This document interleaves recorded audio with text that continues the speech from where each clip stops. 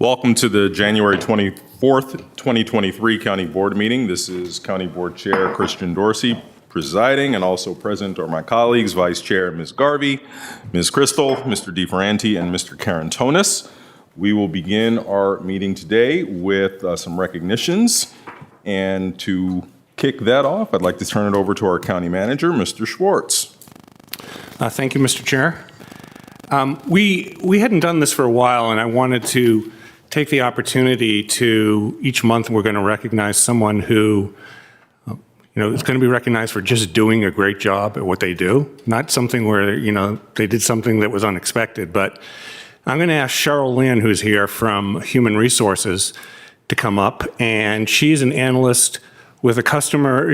We refer to her as a customer service role model, and she's on the benefits team. She supports 3,800 active employees and 3,000 retirees on all sorts of insurance issues.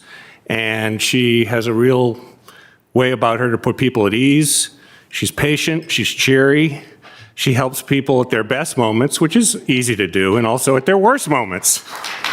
And she recently put together a presentation for employees on the process of retiring, to help them understand and navigate the complicated world of Medicare, which is something that I think if anybody can explain that, they deserve probably a Nobel Prize.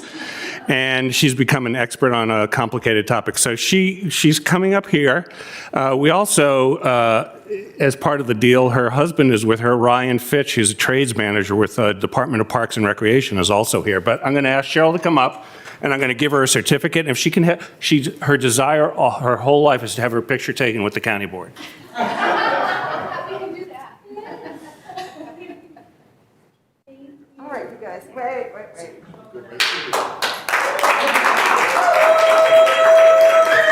don't you put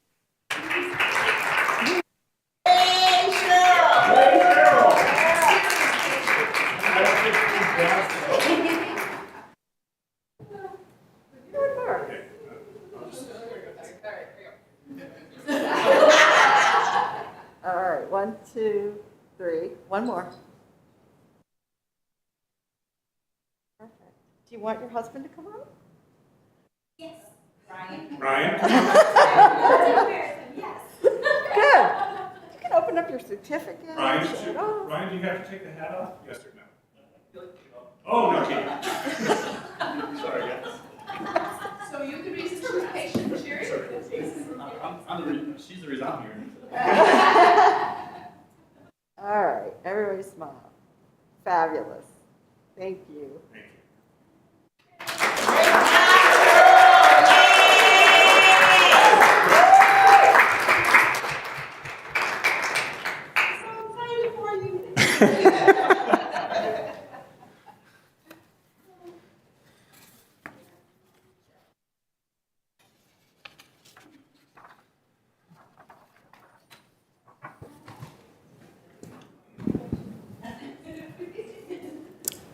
So that's your recognition for today, Mr. Schwartz? That is it. Well, I think after how swimmingly that meant, you've got to do that each and every month. That will be great.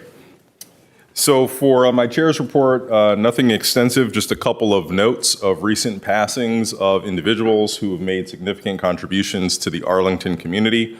First, on January the 1st, New Year's Day, Preston Carruthers, who is known in many circles as Mr. Arlington, passed away. Mr. Carruthers was a developer, but more than that, he was also heavily involved in the community, serving on a variety of boards. I believe he was also an appointee to the school board at one point, and was a noted philanthropist, principally with Arlington Hospital, now VHC, Marymount University, and also the David Brown Planetarium at APS.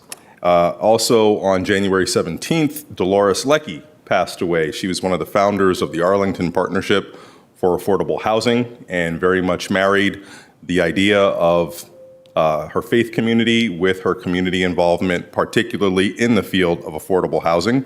And people who are interested in celebrating her life are invited to a wake that will occur on tomorrow and a funeral mass on the 26th. Both will be held at Our Lady Queen of Peace. Colleagues, if anyone has any particular remembrance they'd like to share? I'll invite you. Ms. Garvey. I had the pleasure of getting to know Preston Carruthers some, and he was just a delightful person. And I think probably a lot of, certainly younger generation don't even know who he was to some extent, because he's been gone really super active for a long time. But he always stayed involved. He gave talks about his experiences and was kind of a hoot. He was pretty funny. Came out here from Arizona, I think it was, and had quite a career and really involved in Arlington. And he's just, again, one of these people that really helped make Arlington what it is today. And I really feel privileged to have been able to know him a little bit, as I think most people do who actually did get a chance to know him. So we'll miss him. Thank you so very much. Are there any other board reports? Seeing none, we'll move now to our regional reports. I'll kick us off with just a very brief closing the loop on the updates at the Metropolitan Washington Council of Governments. There is officially a new executive director, Clark Mercer, who has taken hold of the organization as of this week, and Chuck Bean will move to a senior advisor status for the next week or so as he concludes his 10-year tenure at COG. The transition also occurs with COG committing to a continuation of a lot of the good work that has been done over the last several years, and some of the important highlights. I know Mr. Carantonis will speak to this a little bit in his regional report, but there's going to be a heavy emphasis on COG being able to bring together the region's collective efforts towards sustainability, reducing greenhouse gas emissions, and to promoting electric vehicle infrastructure. It's going to be a heavy priority focus. A couple of things that are notable for Arlington. We will be able to participate in and take advantage of what is a regional clearinghouse of experts and ideas to share some of the best practices that are occurring in other jurisdictions throughout our region, as well as to leverage some of the innovation that's taking place nationally so that we can bring that into our own space. And colleagues, I invite you all, if there are opportunities that you hear about in the EV realm that you are interested in learning more about or getting more information on, feel free to let me know, as I will hopefully be heavily involved in getting this clearinghouse off the ground. So that is my regional report for COG. I'd now like to invite Vice Chair Garvey to talk NVRC. Northern Virginia Regional Commission. And Mr. DeFrante and I are both members of this group. And it's another actual regional clearinghouse of good ideas. And they recently gave us a shout out, which reminded me that I thought I would just kind of mention something that's been going on that, is I don't think people are all that aware of. And that's the cooperation that's been going on here and in the region and actually internationally. So they gave us a nice shout out. Next slide, please. And which I think everybody's aware, these great two goals that we achieved, reducing our community-wide greenhouse gas emissions by 37% between 2005 and 2020. And second, that, I can change the slide because I haven't got it memorized. Okay, yeah, our government operations, that's right, are 100% powered by renewable energy, which is great. And then they did NVRC did a nice press release on this and took a little credit for it themselves. Which actually is fine, and talked about how community energy plan efforts go back to 2009 workshop that was sponsored by NVRC and the German embassy. And if we had our curtains open here, which we don't very much, there's a green roof out there. And that green roof actually came about because of a relationship and cooperation with, and actually just sort of sharing ideas with the Germans. I think it may have been a little bit before 2009, but there are a lot of outgrowths that I think are starting to pick up. If people, one of my favorite stories is about how when there was I think it was the Paris Accords perhaps that got together, no, Tokyo, on international climate, all the big governments came together. Meanwhile, Mayor Bloomberg in New York City called together the mayors of the 50 biggest cities in the world. And they both kind of went on at the same time. And the big international group came together with a few aspirational statements that they hoped they could do. And the 50 cities with the mayors all came together and they came out with a 10 list that they all said that they were going to start doing. They began implementing right away. Point being that in many ways, I think it is local government, and we're part of that, that's really going to make a lot of the change for to be protecting our climate and our globe. And what we do here is really important. And these cooperations and these relationships are important. They are continuing, not just with electeds, but with, and next slide, please.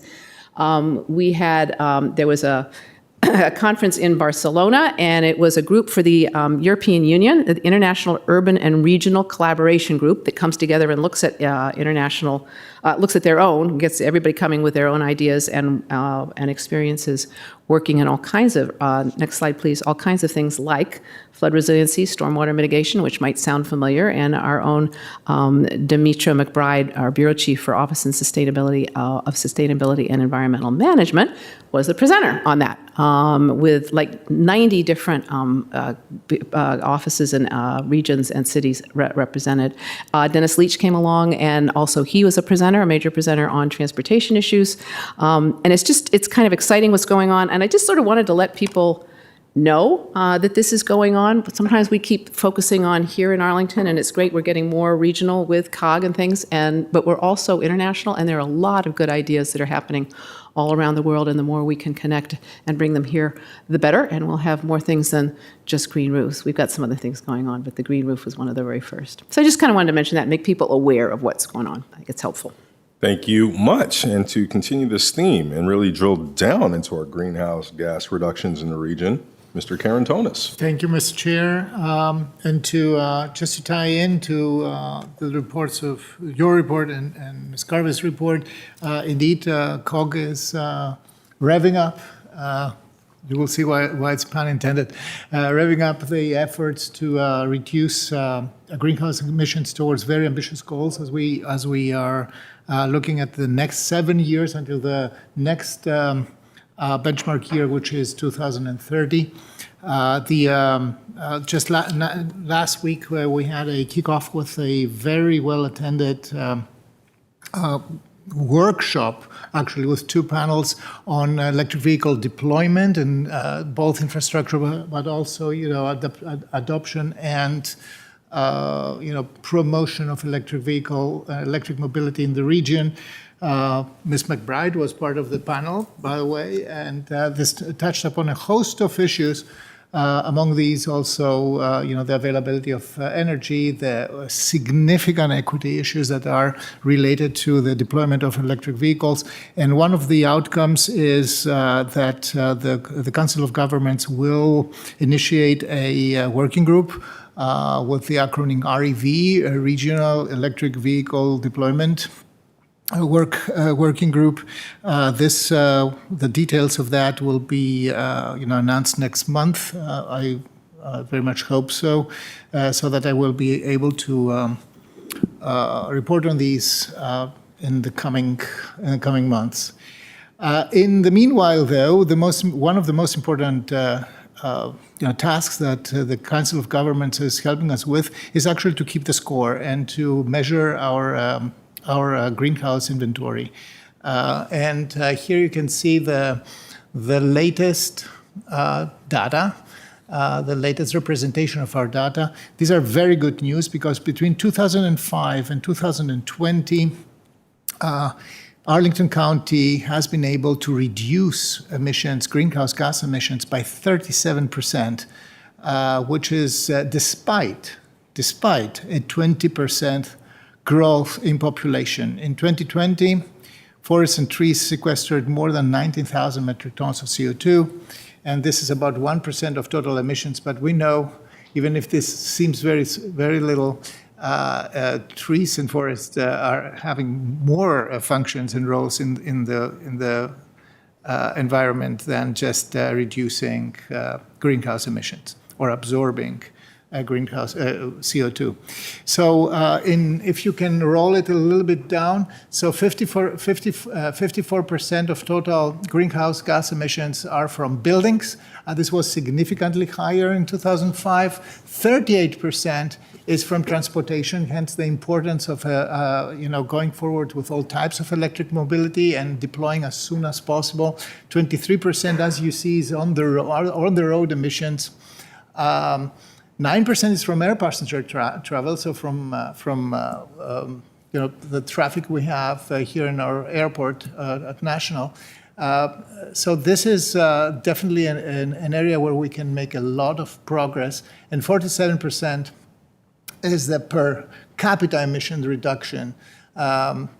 between 2005 and 2020. So all this is to say that our policies really work, and that every single contribution we can make to reduce emissions is actually accumulating and comes to a very good outcome here. I have to tell you that in Northern Virginia, we have outperformed almost every neighboring jurisdiction, every comparable jurisdiction. This is also due to the fact that some of our neighbors have been growing very, very fast, orders of magnitude faster than us, like Loudoun County, for example. We are at a more stable and better managed path of growth, and this is why we can see these good results. Let me go to roll a little bit down to the contribution analysis. Here you can see what really worked. On the left side, you can see the first green bar is the first gray bar is the 2005 inventory. This is where we start, and then it's then the red bars is what added to greenhouse emissions, which is the growth in our commercial floor area, the growth in population, and the hydrofluorocarbons that have been, adding to significantly, actually, to greenhouse emissions. And then the blue bars on the other side is what mitigates all this. So decreased vehicles per mile. Vehicle miles traveled per person, which is a measure of how well we manage public transportation, how well we manage multimodality, how well we introduce better walkability in our town. This was very successful in mitigating a good part. Decreased kilowatt hours per square foot, that is a measure of energy efficiency. This is something that we will be talking even in the coming couple of months about making progress in this. We implemented a host of policies that have been incentivizing new construction, especially, but also existing buildings to reduce their energy intensity.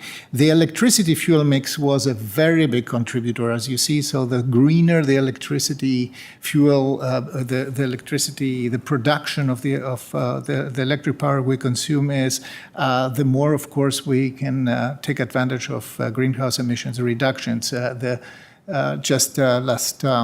Last board meeting, I think that Ms. Crystal announced that, we achieved, or Mr. DeFerrante, I don't remember who, that we achieved to have now, to power ourselves. These lights are powered by a plant down in the south of Virginia, a solar array, and this contributes even more. And then we have a lot of other decreases that include, of course, the individual action of every Arlingtonian. And we are very thankful to every single Arlingtonian, all the partners who have made, green growth and low CO2 and CO2 reduction a goal, and work with us on that. So these are the good news. You see that the remainder of the inventory in 2020 is really smaller, but this shouldn't be. This shouldn't distract from the fact that we are still at 2 million CO2 equivalents, and we need to go even further down, another 30%. So this is just the initial, I would even call it the lower hanging, that's the low hanging, but the lower hanging fruit is a great start into the next 7 years that we have to achieve far more ambitious goals. Thank you. Thank you. Any questions or comments on what Mr. Karantonis has presented? Mr. DeFerrante. Mr. Chair, thank you. Just a very brief, I really appreciated particularly the first slide with the 38% and 54% figures for transportation and I believe it was residential. In some ways that I think nationally agriculture and commercial are much bigger factors. And so, but just getting that refresher on those two percentages that are sort of at the bottom of this page right there, very helpful. And am I right that it's the remaining 8% might just be commercial? Does that sound right? The 54 and 38 are the percentage of total greenhouse gases from the buildings and then transportation. Yes. And the remaining, I think, would be either commercial processes or I might follow up with you on that. Yeah. because- You mean like industrial processes? Yeah, that's Okay. my sense nationally, but I don't know with these categories exactly how That's it works. amazing. The biggest are still emissions from building and emissions from transportation. In our region, emissions from transportation, 38% is a very high. It's a very high contributor to greenhouse emissions because we have so much transportation that emits. Basically, we're having far less other types of industrial and agriculture. Agriculture is a huge factor in regional bigger averages here, and this is one of the reasons why the Council of Governments has really focused on taming transportation greenhouse emissions, which is something that policy-wise we can attack. I won't say easier, but we can attack with more effectiveness, more short-term effectiveness. We need to get down to 50%. This is 20. Right now, the region is got out at 27% compared to 2005, but we need to get down another 33 to 23 to get to the goal of the region. The region as a whole has to reduce by 30% in addition compared to 2005. So this is a huge. This is a very tall task. Thank you. And I'll just say for me, the contribution analysis that you presented there is, I think, really reaffirming of many of the policy directions that we pursue vigorously in Arlington County. The commercial sector certainly contributes, but through increased efficiency of powering commercial space, there is a net reduction. And so as we think about, this was the last page that, there we go. So, the growth in commercial floor area more than offset by increased efficiency in powering commercial spaces, which is terrific. While many people look at development one way, a particular way to look at it is that it creates some net environmental benefits if done correctly. And so the work that we do, both with the staff team and the advocacy of C2E2, really important there. And the growth in population, a little bit more than offset by the decrease VMT per person, which is really exciting about, recognizing that while EVs are important, the most important thing that we can leverage is to actually get people to not use personal vehicles at all and to leverage transit. So that's just really exciting to see that play out in this analysis. Yes. Any other comments? As we always say, the biggest EV and the most efficient one is that one that stops here at Metro. That's right. Amen. Amen. And it contributes less than 1% as a mode. It's awesome. All right, well, now next consider appointments to our advisory groups. And I will move that the county board make the following appointments. First, for terms ending December 31st, 2023, that we designate to the Community Oversight Board Julie Evans as chair and Gary Dean as vice chair. And next, for terms that end January 31st, 2025, to the Audit Committee, that we reappoint Bill Wiggins. To the Disability Advisory Commission, that we reappoint Leonardo Cantos. To the Fiscal Affairs Advisory Commission, that we appoint Melissa Schulman and appoint Blake Barnhill. For the Park and Recreation Commission, that we reappoint Claiborne Foster. This next set of appointments will all be for terms concluding January 31st, 2026. To the Community Development Citizens Advisory Committee, that we appoint John Hageman. For the Economic Development Commission, that we appoint Stephen Fedorchik, and that we reappoint Brad Mason.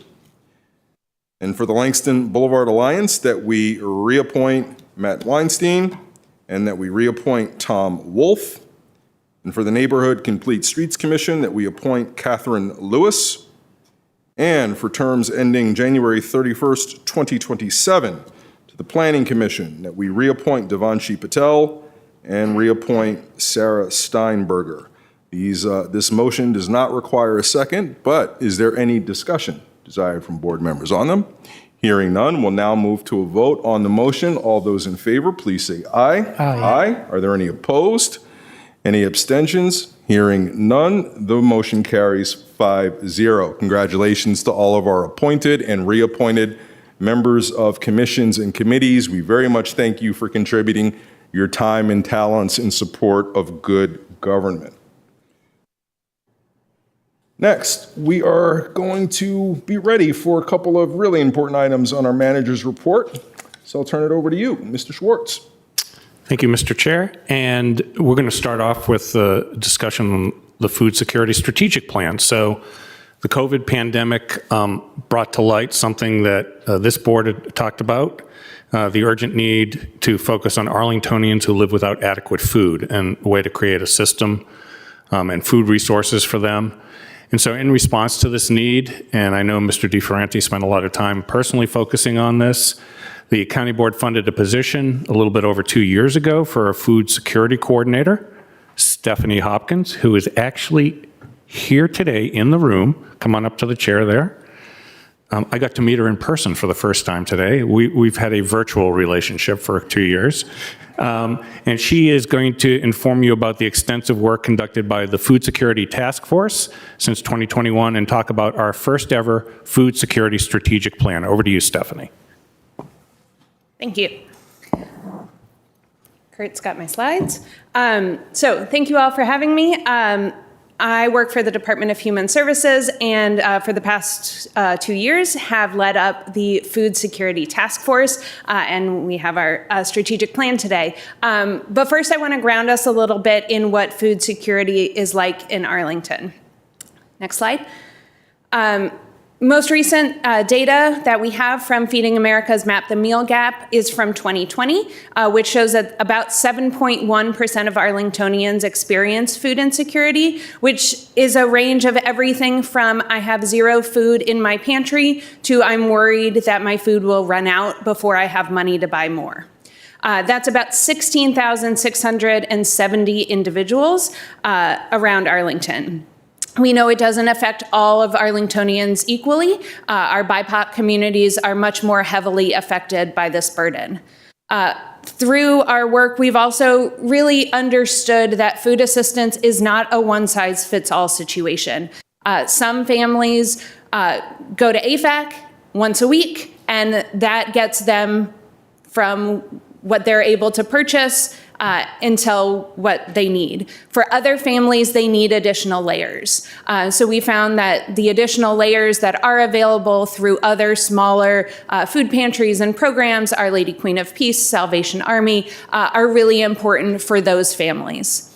And the other thing that's really important to understand with food insecurity is it's usually a lot easier to get food assistance than it is to get assistance with things like rent, utilities, and medical expenses. So we find that families spend a lot of their income on those needs and then rely on the food pantries to help get them through. We've seen numbers go up recently. Over at the start of the pandemic, numbers were high, then they kind of bottomed out for a little bit, and in the past year with inflation, usage at all of our food pantries has gone up and up. This graph ends in September, but those numbers continued to increase through the fall and winter. I want to walk us through a couple of current pressures that we're seeing. Like I mentioned, food prices have gone up. I know we've all seen it at the stores, but our low-income neighbors have really been affected by it. Prices of everything are up, especially meat and eggs, but really everything across the board. The biggest thing that we're worried about in the coming months is what we're calling a hunger cliff.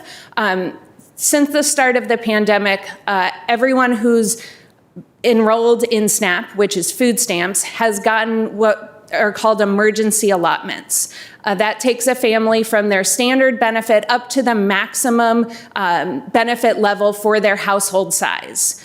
Those will be ending next month, which means that families or individuals will lose on average $82 per person per month, starting in March of 2023. That was part of the omnibus spending bill that passed in December. It was originally linked to the public health emergency, so we were expecting this to end in April, but with the omnibus spending bill, they moved up that ending to February. By moving it up, they did create a summer EBT program, so children who get free and reduced lunch will get an EBT card for the summer months, so that's a plus. And something we've advocated for, but this is our immediate need right now. In addition, food assistance providers, like I said, are already seeing increased numbers. So AFAC is now seeing 2,600, 2,700 households every week. Our Lady Queen of Peace is seeing back to 600 plus households every week that they were seeing at the start of the pandemic. They're struggling with food prices as well. Prices for the food that they purchase to distribute have gone up. And in our schools, this school year, school meals are no longer free. So the past 2 years, the government provided universal free meals for all students. This year, they went back to having to put in free and reduced price applications. Though Virginia did cover the reduced price options, Arlington has covered that for a while. So anyone who qualifies for free or reduced gets a free meal. But that has meant that school meal debt has gone up.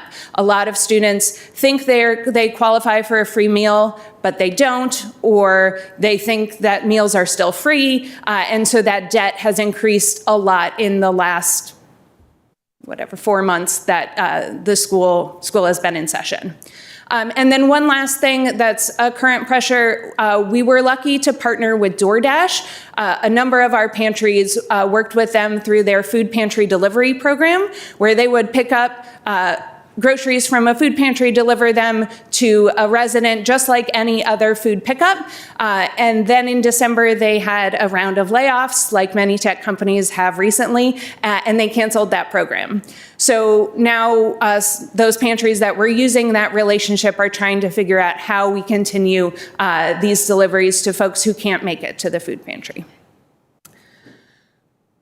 So stepping back a little bit more, causes of food insecurity. We know that food insecurity and poverty are really closely linked. I don't think I have to explain this much to you guys, but we have folks that are living at less than 30% AMI, they're rent burdened, like I said, inflation, and a lot of our families don't qualify for SNAP because of citizenship requirements or other requirements. And so we've been trying to help those families understand what resources are available to them so that they are able to access the food supports that we offer.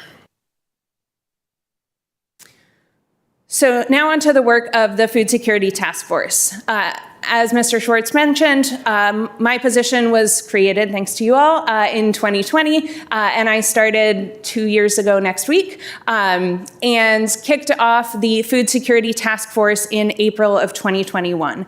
It was a really diverse group of Department of Human Services folks, community leaders, folks that are providing the food, folks that work closely with the residents needing the food, residents who have experienced food insecurity, a really broad group that was able to dig into understanding food security in Arlington.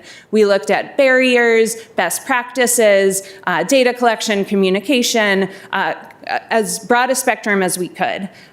We also partnered with the Urban Institute to do a research study on food insecurity in Arlington, which they published this past March.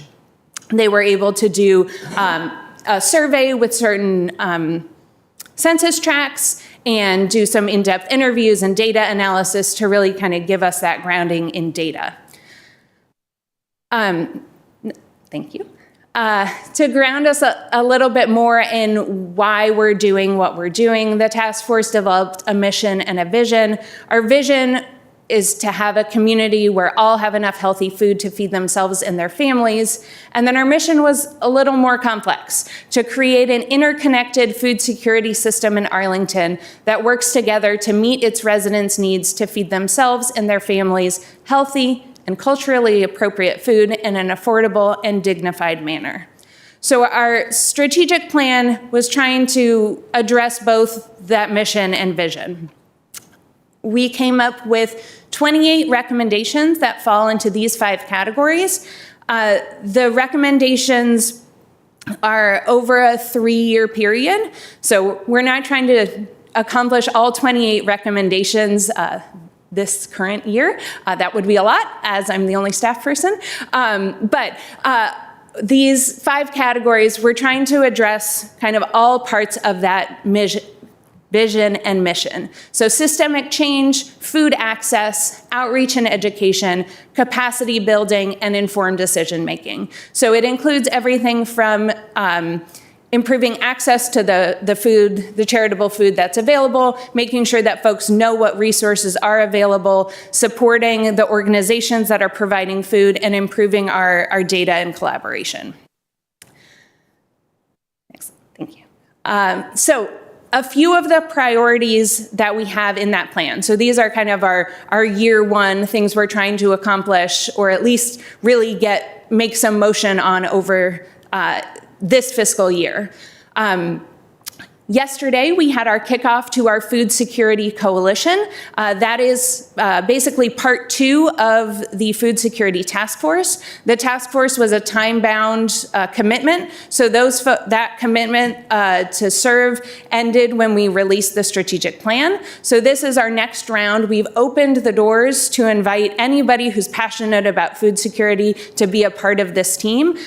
We had an in-person kickoff at Central Library yesterday. We had 40 people in person and another 18 on Zoom. So really folks who are excited about being a part of this change. And then these are a few of the strategies that are part of the plan that are kind of first stab.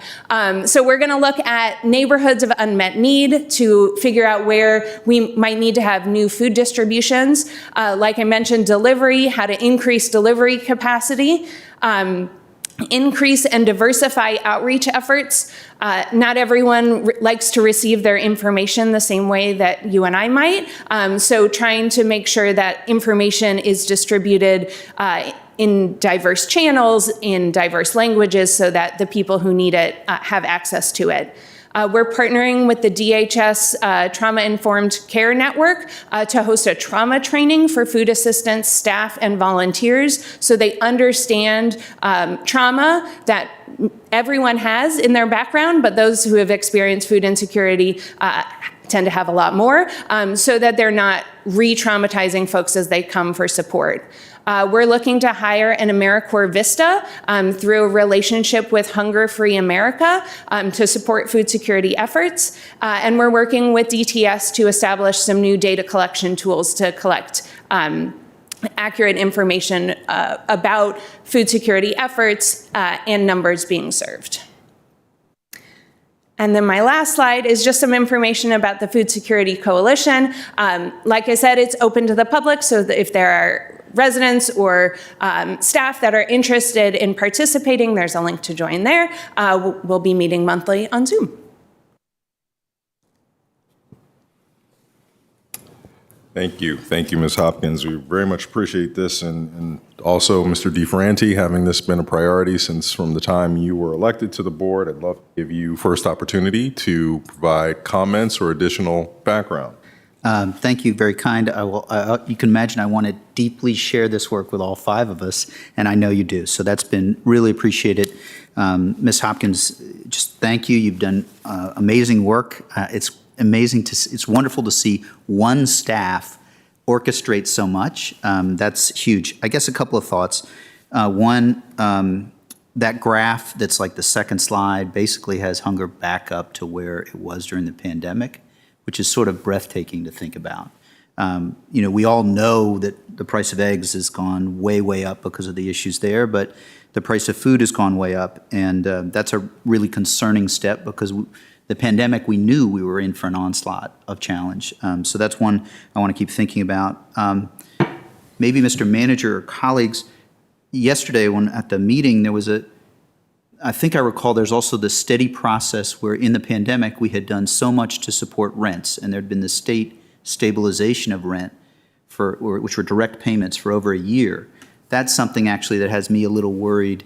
I know appropriately we have to balance that need to prevent evictions and support on rents, but also be good stewards of funding, where in the middle of the pandemic it might have been. So do I recall right that it's this 6-month period where in thoughtful ways we've sought to, for those who are closer up towards the median income, we've sought to be strategic? Is that right, Mr. Manager? Yes, starting in January, we've adjusted some of the criteria, and we'll have more material and information for the community on that when we propose the budget in about 3 or 4 weeks.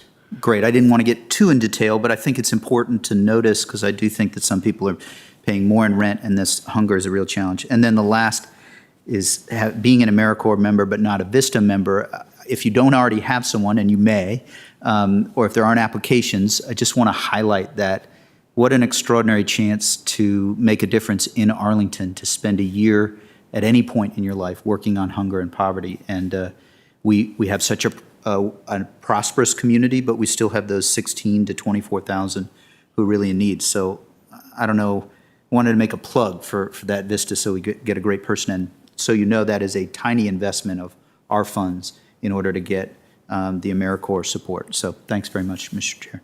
Thank you, Mr. DeFerranti, and we'll go around, starting with Mr. Carantonis. Thank you, Mr. Chair. Mr. DeFerranti, when you first ran on this issue, I can say I was aware, I knew, but I couldn't grasp the order of magnitude, actually. And every time we get a presentation from you, Ms. Hopkins, I discover new challenges here.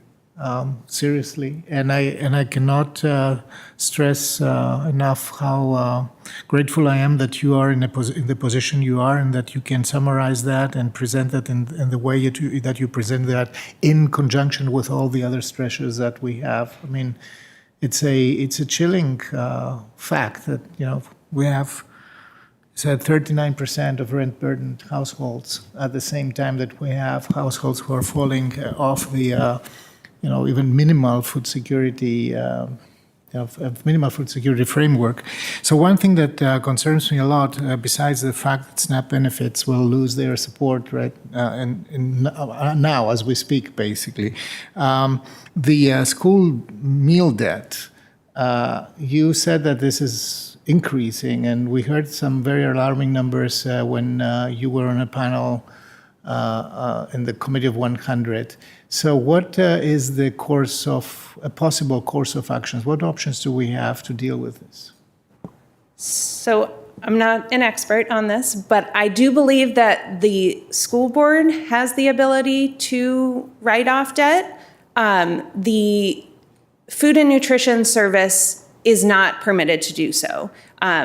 They're a self-supporting industry, I guess. So they use the reimbursements they get from the government and the prices that students pay for meals to support all of their endeavors.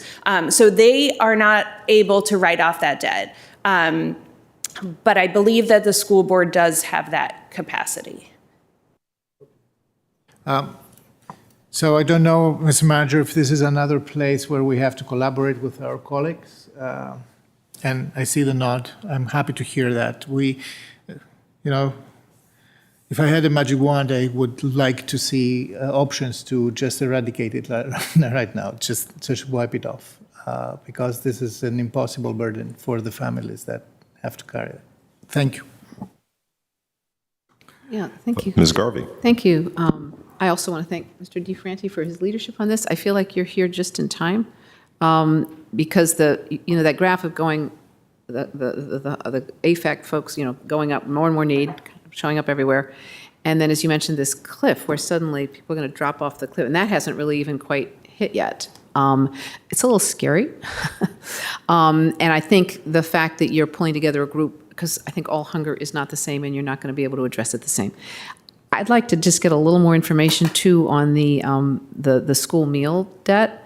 So what is happening right now? So a child thinks that they can get and I assume schools are maybe just letting them have the food and they're not saying, no, you can't eat, right? They're giving them how is that working? And maybe the child continues to be unaware, which actually, as far as I'm concerned, is fine. Kids are hungry, we should feed them.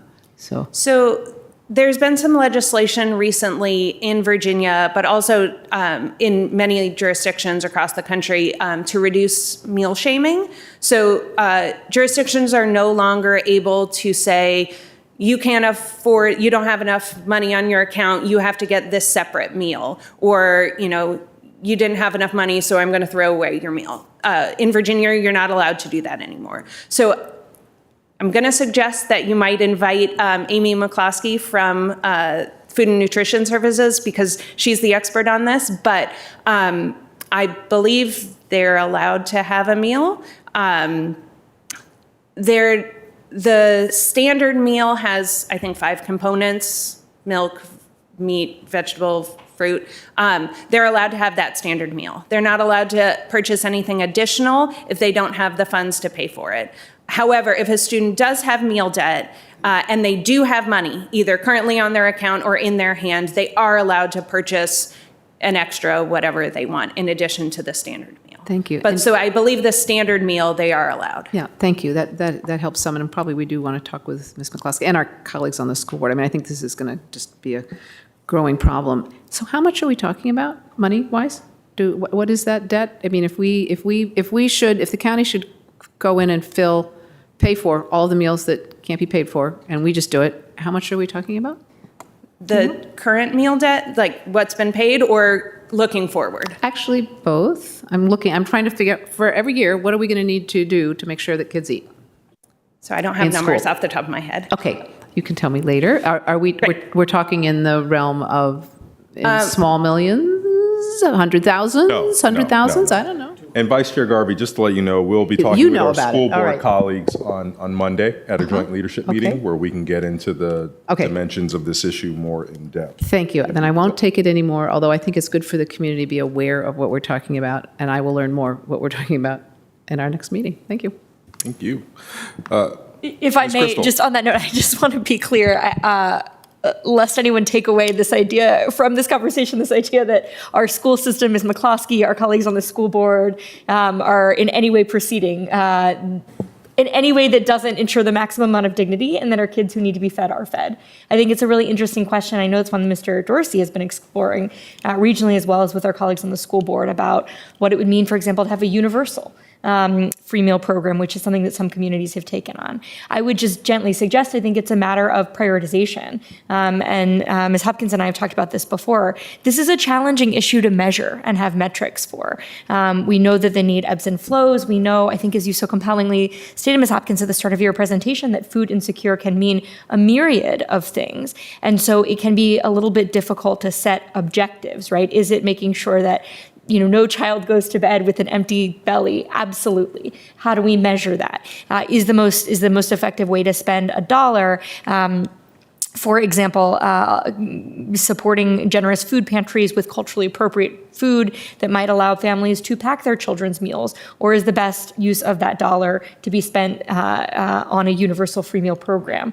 So I think there are some challenges here in figuring out how we can most effectively use those public funds in meeting a need that is sometimes like pinning Jell-O to a wall, right? It's amorphous, it changes, it can be defined in different ways.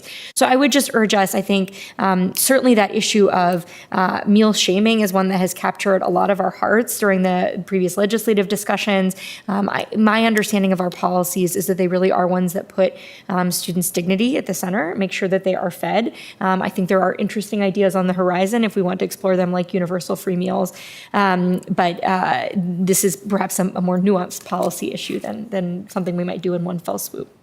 Thank you. Thank you, Ms. Crystal. And I'll just say for my purposes, before I give Mr. DeFerranti the last word here, is, I just never want to lose sight of something that you mentioned really within your first couple of slides or bullets. Fundamentally, this is an issue that we're talking about in the context of food insecurity, but the preconditions are that people don't earn enough money to be able to be entirely self-sufficient. And that is something that just we have to systemically grapple with as a country, that people can otherwise do the right thing, work full-time, be engaged in productive activity, and still, for a variety of reasons, and I won't go on a political rant, but still not have the ability to take care of housing needs, transportation needs, health needs, and food needs. And we are forced with being in the position of trying to figure out how we can engage in any one of those broken systems to provide some level of relief. So,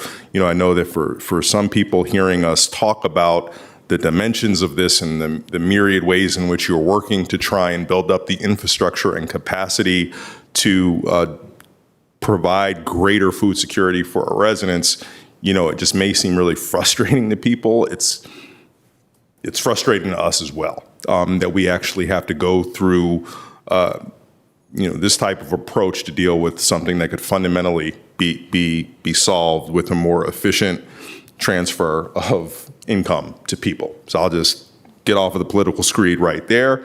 As it relates to meals for students, this is something that we are engaged with the school board and talking about regionally, as Ms. Crystal mentioned as well.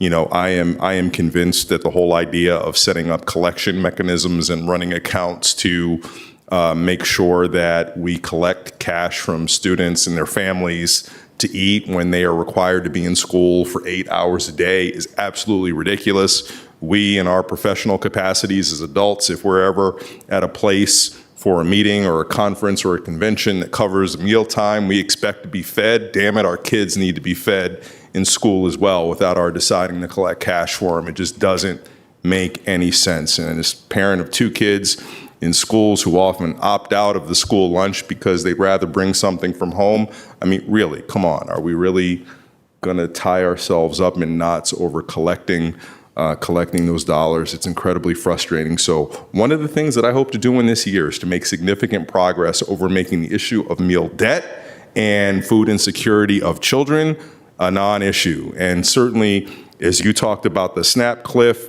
and the per person allotment that families will no longer have, if meals during the school day could be taken care of, that would provide significant relief. So anyway, I thank you for this work. And I really am appreciative that you are so focused in this year ahead on building the necessary infrastructure. All too often, we get really excited about shiny new projects without recognizing that building the underlying infrastructure is what's going to make them sustainable. So thank you for that. And rant over, Mr. DeFerranti. Well, I agreed wholeheartedly with the rant, so just a sentence. When I looked into this 3 or 4 years ago, APS's history is they always take care of those who, we have a policy that few school divisions in the state have had of taking care of all of the debt for those who fall under the full free meal and under the reduced. That doesn't mean that Amy McCloskey isn't concerned when people rack up a little bit of debt before they get registered for the program, or if they're just above the income levels. Still things that we should take care of and current considerations, but I kind of, to your point, Ms. Crystal, we are very generous there, and we should be, and now we need to take the next steps that you indicated. Thank you, Mr. Chair. And could Ms. Garvey. Yeah, and I just say, I think my question, anyway, I've been answered here. This is great. I agree with your rant. And it feels like if children are hungry, we should figure out a way to feed them. And it sounds like we're all on the same page, and we'll make it happen. Thank you. I'm not sure how yet, but you're going to help us with that. Thank you very much. Thanks. And we'll now move next to the next item under your report, Mr. Schwartz. Thank you, Ms. Hopkins, by the way. Thank you again, and we'll look forward to seeing you again soon. So you don't hear me say this very much, but I'm excited. I really am to be here talking about this. Today, we are joined by our partners at VHC Health. We have with us, I see Dr. Russ McWay is with us, chair of their board, but we're going to be joined up front by Melody Dickerson, who's the Senior Vice President for Hospital Operations, and Adrian Stanton, the Vice President for Business Development. And also in the room today is Deborah Warren, our Assistant Director at DHS, and Jill Hunger from our Planning and Housing Development Department, and especially shout out to Michelle Cowan, who's joining us. We're going to go to the slides if we can. Today, Arlington County and VHC Health are announcing a letter of intent, which we signed to allow VHC Health to repurchase land at the original Carlin Springs VHC site to support both inpatient and outpatient rehab and behavioral health and wellness programs in a new modern facility. And so we are so excited that VHC Health is going to be investing in this expanded rehab and behavioral health services. And you have to basically not have been paying attention to realize what's been going on in our country over the last few years on the change in healthcare, where we have seen a growing demand at local, regional, and national levels for healthcare services. This is really what we have today is a tremendous opportunity for our community to address the shortage of local mental health beds. If we could go back one slide. Right, okay. So here's, we have, what the letter of intent speaks to is that Virginia Hospital Center, VHC Health, will be repurchasing half of the land at the original Carlin Springs VHC site to support the rehabilitation and behavioral health and wellness programs in their facility and bring these vital services closer to home. Now, the letter of intent is the first step in a process, and VHC Health will submit a formal plan in the spring, and it will go through the regular public review process. And any final decisions, including approval for those plans and the sale of the property, will come before the county board for action. And VHC Health is going to be making close to an $80 million investment in the project and to expand their services, and I'll let them have an opportunity to talk about that. And I wanted to focus a little bit on this map because the county is going to be retaining the two pieces of property there, the 4.5 acres at the top and the 1.3 acres to the right of that graphic. We have that 1.3 acres on the right there. It includes scenic easements and areas that include the resource protection area. And the other county site, the portion up top, will be reserved for future public uses compatible with what VHC is doing. And I anticipate coming back to you with some more discussion on that in the next 3 to 6 months. So VHC will talk a little bit about their timeline in the interim. While we're considering what we're going to do, we'll have landscaping and keep the natural uses of our portion of the site. Now, if we go on to the next slide, I think that these statistics really speak for themselves, and they paint a picture, as you know, of increasing demand for behavioral health care services. And you know, in 2014 or 2015, we had about 10 opioid overdoses in each of those years in the county. Right now, the numbers are in the 90s, so a 9-fold increase. And fatalities, unfortunately, go up with that. We have, in 2022, we had 87 overdoses, and 17 of them were fatal. We also know that our children and youth are suffering mightily when it comes to behavioral health care issues. That a survey, this was done before the pandemic, in 2019, only 26% of our high school students reported that most of the time or always do they get the kind of help they need when it comes to mental health issues. And that 14% of our high schoolers had seriously considered attempting suicide. So that's enough from me. What I'm going to do now is I'm going to turn it over to our friends at VHC Health, and I'm going to turn it over to my friend who had a lot more hair when we started this project, Adrian Stanton. Thank you, Mr. Schwartz, and thank you, members of the board, for allowing us to come here. I'm actually just a setup to have a clinical expert speak to you about this project. I will just start with apologies from our CEO and President, Chris Lane. He wanted to be here, but his schedule is a little hectic, and he's back at the hospital telling our staff about this exciting project. So I'll turn it over to Melody and let her talk about what we have planned for this repurchase of the site. Thank you, Adrian. And thank you to the board, in particular, Mark Schwartz and your team, and Katie Crystal for your support. I would also be remiss if I didn't thank Senator Barbara Frivola and Delegate Patrick Hope, as well as Deborah Warren, who's behind me somewhere, as the executive director of the Community Services Board, her steadfast support for this vulnerable population has really, I think, inspired VHC to be an even better partner and certainly helped us create a more therapeutic environment for the patients that we serve. And then finally, thanks to Russ McQuay here beside me. He's our board chair, and our board of directors for VHC Health, as well as Chris Lane, are in full support and equally enthusiastic about this plan. So getting into it, we plan to take this 5.8 acres on the Carlin Springs property and turn it into a rehabilitation and wellness facility equaling about 112 beds. So one of the things I'm most excited about with this program is it will enable us to offer adolescent services. This is completely new for this area and our service line.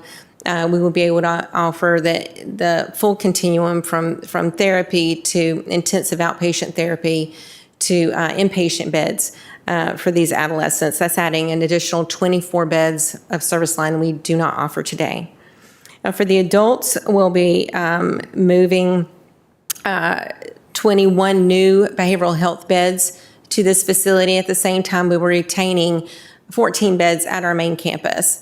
For the geriatric behavioral health patient, often there are concurrent medical issues, and we feel it's best to keep those individuals on the main campus as much as possible. So we'll retain 14 on the main campus and move the remaining to the Carlin Springs site. We'll also be able to expand our addiction and treatment, recovery and wellness beds, a complete move of that service line to the Carlin Springs campus, adding an additional 6 beds. And then finally, for physical rehab, we'll be adding an additional 20 beds to that current service line, moving it down to the Carlin Springs campus. This will enable us to treat even more traumatic brain injury and stroke patients as our system continues to grow. So the next slide.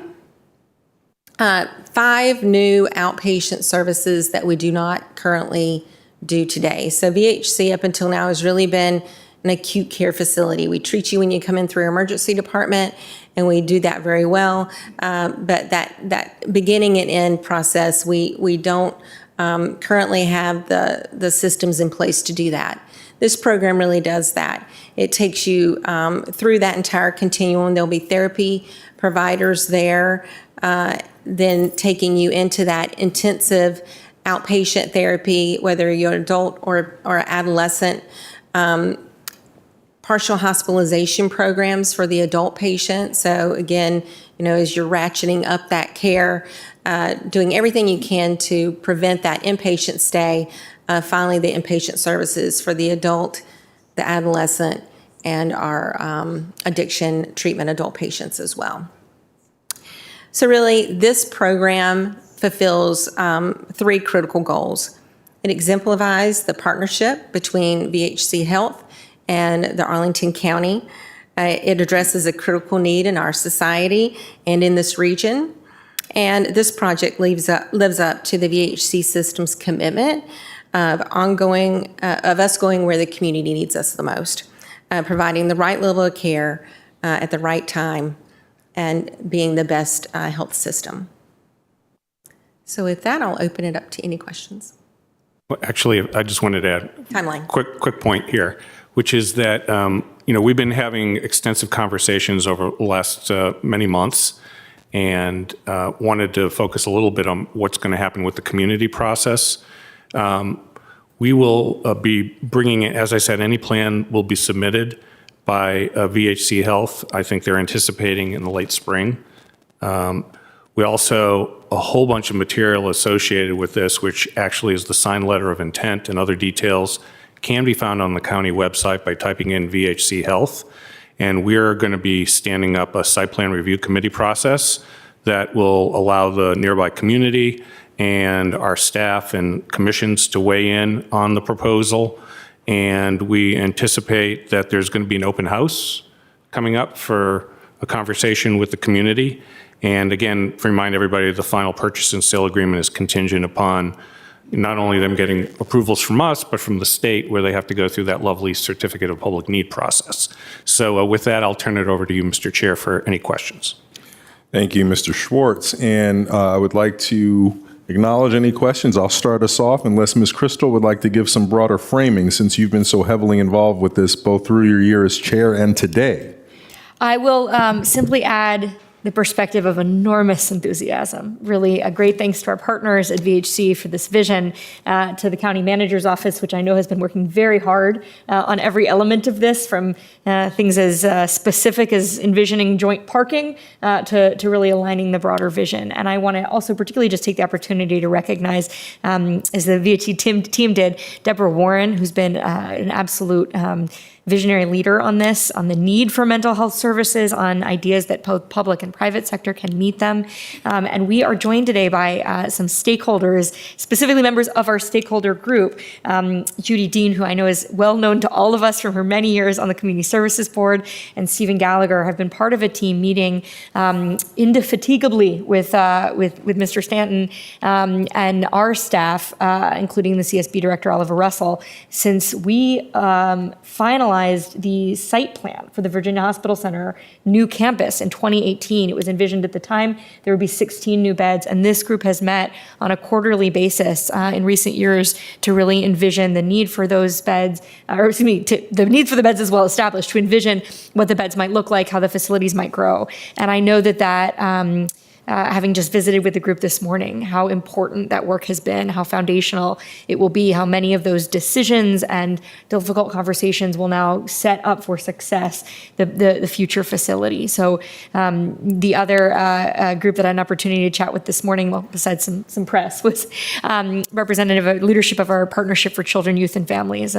I imagine our co-chair would not mind my saying that she was delighted to say that this totally upends their advocacy agenda for the year, because for our Partnership for Children, Youth, and Family, the need for young adult beds, or young adult mental health facilities in particular, has been just at the absolute top of their need. So this is something that is so deeply felt by members of our community. Members of our community have already been involved in advocating and envisioning this. And again, just a tremendous thank you to VHC Health for stepping up in such a big way. I'm looking forward to realizing it on setting new records for how quickly we'll do so, I'm sure. Thank you, Mr. Chair. Thank you. And I'll start us off, if it's okay, Ms. Garvey. Please don't take this in any way as being critical. I just want to explore this a little bit more in depth, because right now we're at the conceptual phase and I'm already like past construction and thinking about operations. You know, a few years ago, the world this wasn't really a part of VHC's business plan to provide these services. And here we are a few years later, and you are in the space where you are interested in doing this. You're going to make a substantial investment to do so. With all of that, do you have any initial plans for whether or not Arlingtonians are going to be prioritized for placement in the facility? And secondarily, what about those who may not have insurance? Are there ways in which we're going to ensure that opportunities to participate in these services locally in the community are able to be equitably distributed? Because there is a conceptual way in which Arlingtonians could host this facility, but yet not very much benefit from it. So can you give me some of the thinking, if you have it at this point? Yeah.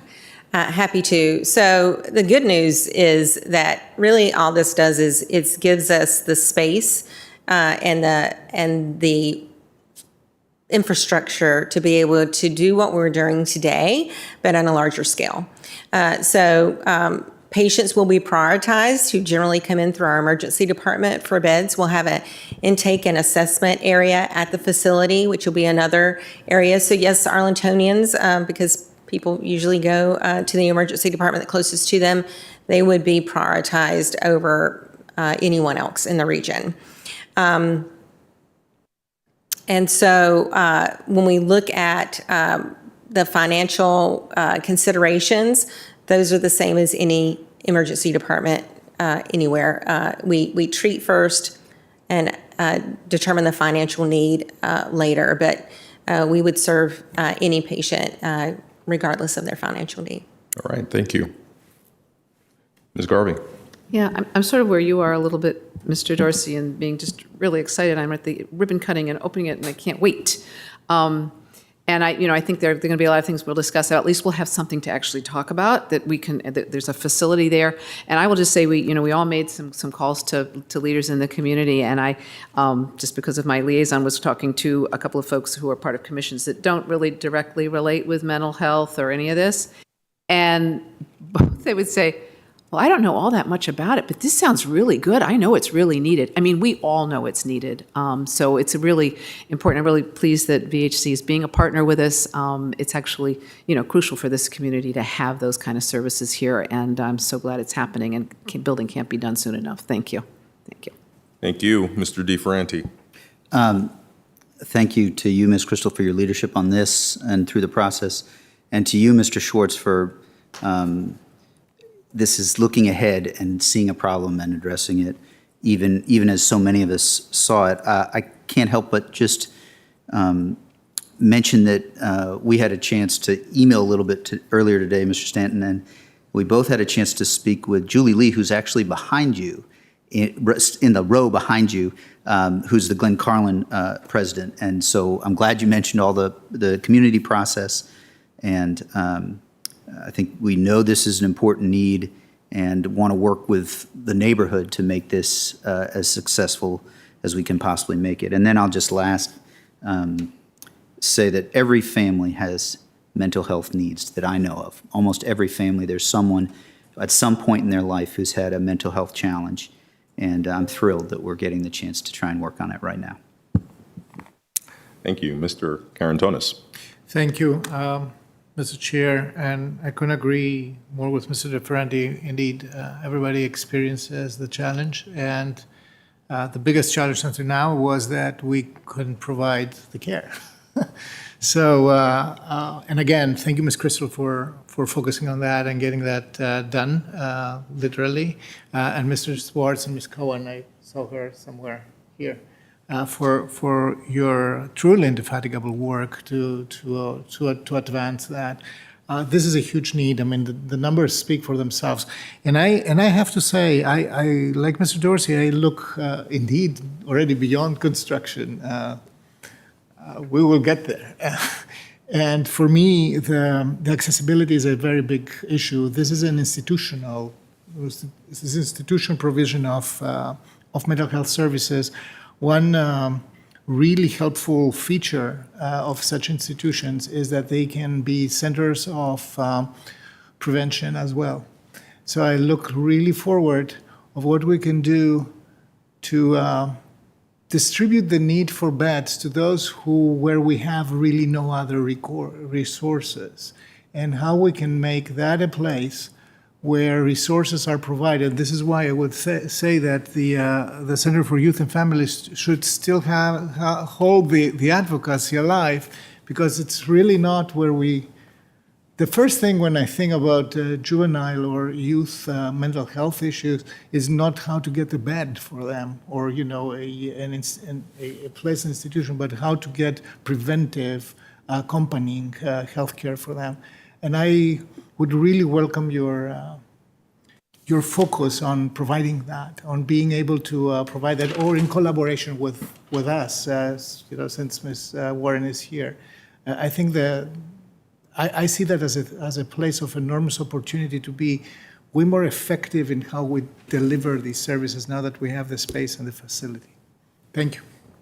Thank you, Mr. Karantonis. Any other questions from board members? And Mr. Schwartz, is there anything else you have on this? That concludes my report. Thank you. Thank you so very much. So, colleagues, I will now move that the county board move into a closed meeting as authorized by Virginia Code Sections 2.2-3711, A8 and 19 for consultation with the county attorney regarding the county's legal authority to enact certain zoning ordinances and amendments, and a discussion with staff of plans to protect public safety as it relates to terrorist activity or specific cybersecurity threats and actions taken to respond to such matters. Is there a second? Second. Thank you. Multiple seconds. Any further discussion? All those in favor, please say aye. Aye. Aye. Any opposed? We are now moved into closed session. Thank you all. Nice to meet you. I'm Julie Lee. Nice to meet you.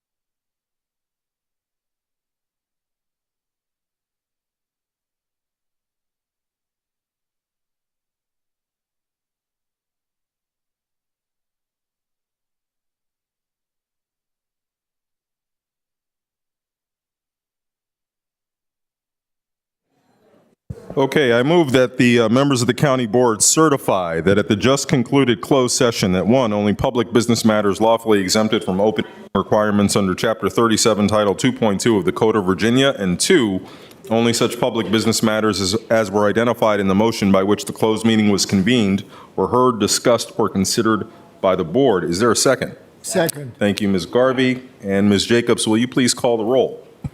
Mr. Dorsey? Yes. Ms. Garvey? Yes. Mr. Carantonis? Yes. Mr. DeFerranti? Yes. And if we can hold for Ms. Crystal to arrive before we finish with the closed session vote, I would appreciate it. So with that, for in favor, as of this point, we are back in open session. And good evening. Welcome to all of you. Tonight, we are going to convene to hear the remaining speakers from the carried over public hearing from Saturday on item number 33. The board will again recess after hearing those remaining speakers and convene again tomorrow, January 25th at 4 p.m. to deliberate and act on the requests to authorize advertisement. So just a few announcements before we continue the public hearing. Face masks are welcome, but not required. Board members and our senior staff continue to maintain physical distancing from one another and may wear masks based on our own individual preferences.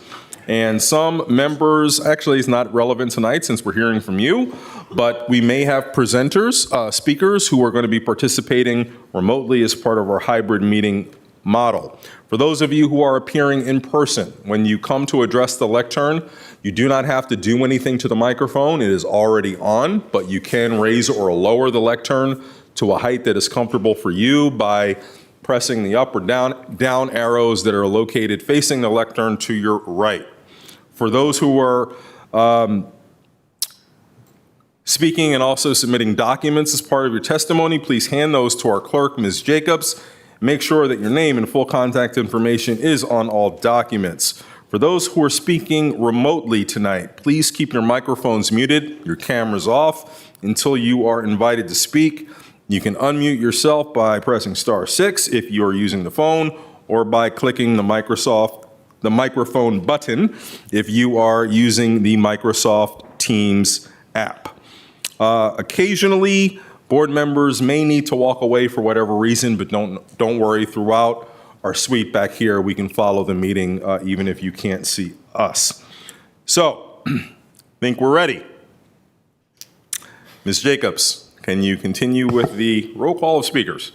Yes, our first speaker is John Ware, followed by Susan Land, followed by Jason Harrier.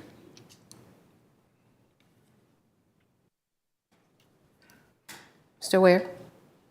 Good evening. I'm John Ware, speaking for Arlingtonians for Our Sustainable Future. I'm proud to kick off round 2 of this Missing Middle RTA. Saturday was an inspiring display by neighbors who all care deeply about Arlington, yet we remain deeply divided on how to reach our goals. So do we divide deeper and push a plan with little analysis of its likely impact, or try to bring people together, agree on facts, get good analysis, and do long-term strategic planning? ASF formed in 2019 to advocate that approach. You don't need to show the slides, Ms. Jacobs. Saturday embodied a lot of what frustrates folks about this process. In the week prior, the county put out 150 pages of dense materials with new zoning that goes far beyond the core specifics released only on Halloween. On Saturday, the county cut public speaking times and talked at the people, followed by the people often talking past each other. The county process lacked a face-to-face, bottom-up dialogue on the specifics that came out on Halloween that made Arlington the great home it is, which always can be made better. Inclusion, seen in the neighborhood plans, just about universally opposed this level of density. Douglas Park's 2021 plan says this is not envisioned or widely supported. Arlington Forest last year, 87% opposed. Boulevard Manor, 98% against. Columbia Forest against, and so on. On diversity, Green Valley is instructive. It already allows missing middle types. 25 years ago, its plan declared a major concern is the replacement of single-family houses with higher density units. By 2020, it had lost almost half of its Black residents. Last summer, some cheered as a detached home there that sold a few years back for under $400,000 will be torn down to become duplexes at likely $900,000 to $1 million each. Who benefits? Last week, you got 70 pages of fact-based analysis from ASF on housing and diversity and how this plan will harm, not help our shared goals. Those here who can afford the 2 and 3 bedroom units are no more diverse than the areas to be rezoned at about 70% white. I repeat, it's no more diverse. And the county has no process or metrics to even track if it is, or track who gets displaced like Portland does. We need to talk about that. Further, the only analysis the county has of what'll happen shows it will be 90% 1 to 2 bedroom units at much higher prices than average today, causing a net loss of the very 3 bedroom housing that so many speakers aspire. Arlington PhDs, economists, warn this plan densifies and gentrifies, but it's not too late to lead. You heard several offers to help you at least try to first build consensus and agree on facts by bringing people together to talk with them and not at them. Given the scope and scale of this plan and the lack of urgent demand for the $400,000 and $500,000 one-bedroom units the plan creates, that's a sensible path to at least try to foster greater unity on this topic that divides us so. Thank you very much. Our next speaker is Susan Land, followed by Jason Harrier and Hillary Horn. Yes, I do have slides.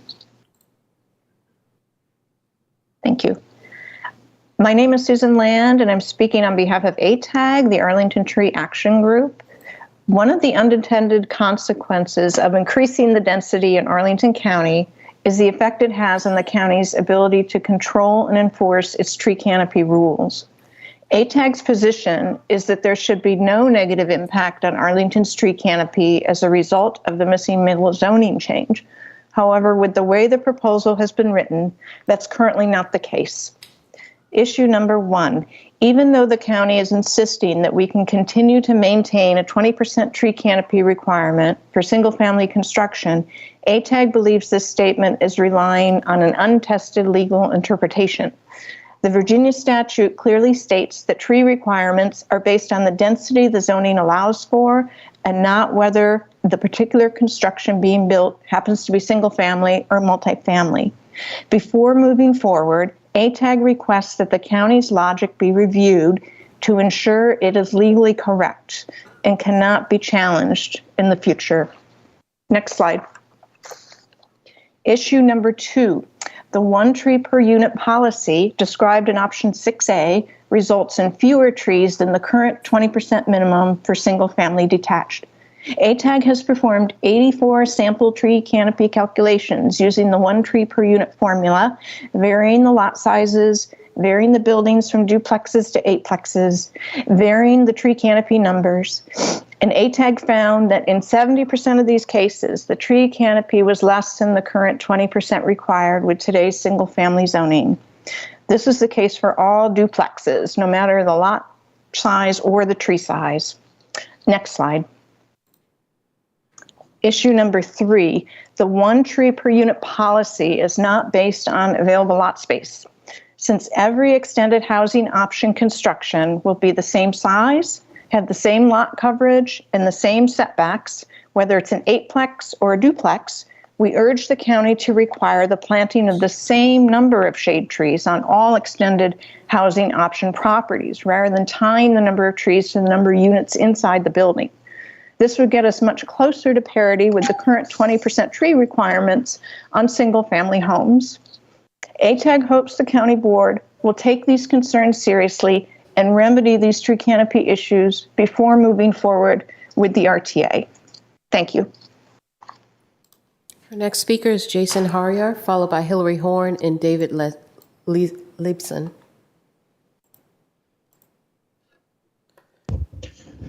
Hi, everybody. I'm Jason Harrier, speaking on behalf of the Lion Village Citizens Association. On Saturday, you sat for hours and heard from a divided Arlington. You heard from many longtime Arlington residents concerned about how the missing middle plan will affect them and the neighborhoods they call home. They're understandably concerned about the tree canopy, overcrowding of our schools, parking, infrastructure, and the displacement of seniors. The concern is widespread. At last month's Planning Commission meeting, 80% of the speakers spoke out in opposition to the missing middle plan. Before that, you engaged in over 20 community listening sessions, in which over 70% of those attending were in opposition to the plan.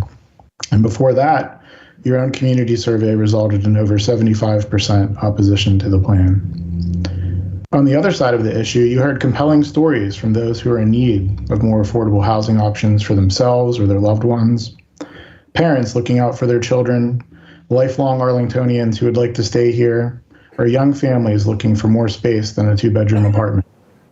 You heard from those who would like to remedy racial wrongs of the past. You heard from those who would like to live in a more diverse community. These are all worthy goals.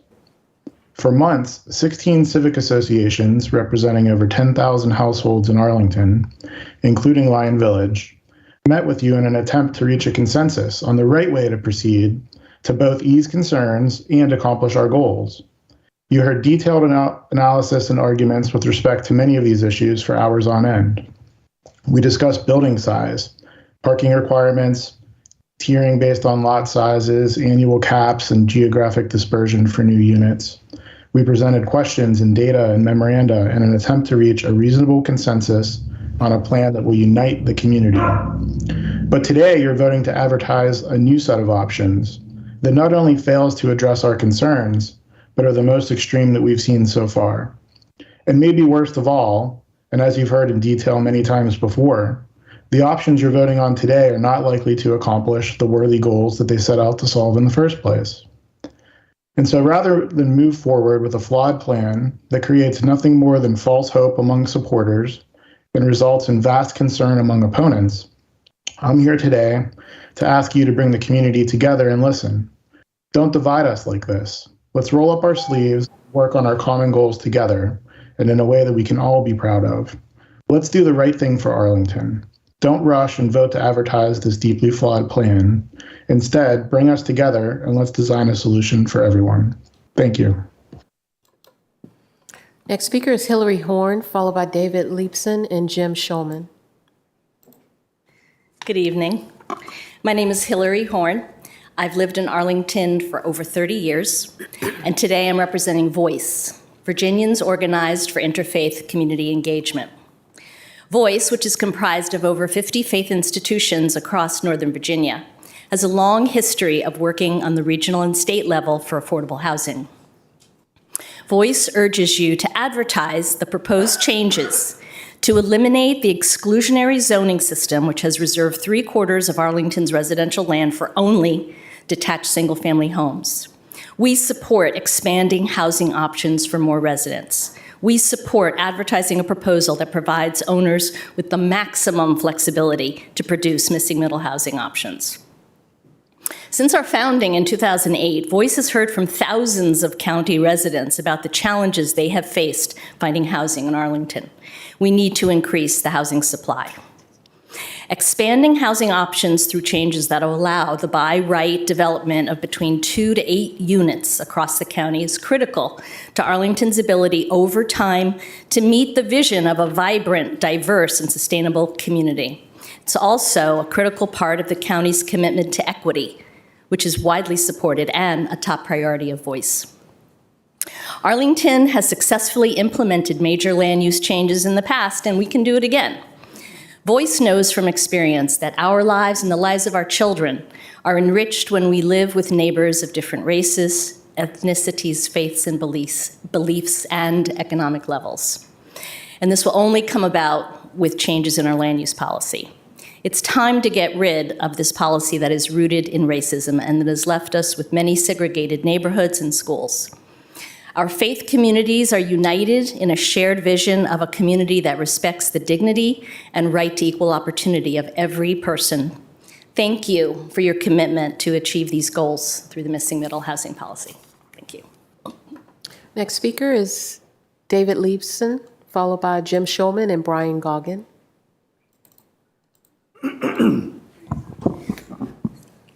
Good evening. I am Dave Leepson. I am interim chair of the Alliance for Housing Solutions.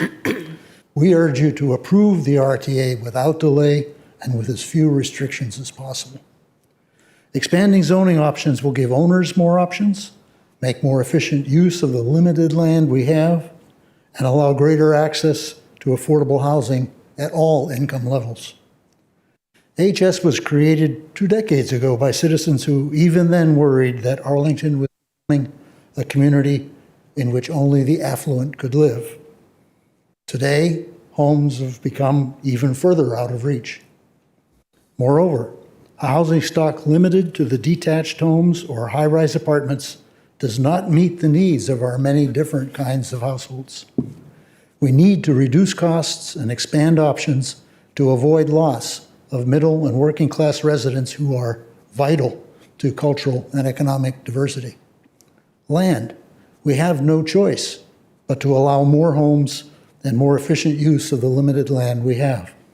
We are nearly built out in the county, yet will be many tens of thousands of families more living and working here over the next 30 years. Expanded zoning options will increase supply and allow more flexibility in design to meet reduced costs, to reduce costs and to meet a broader range of needs. More units on a lot, less the cost of each of those houses and the greater overall supply.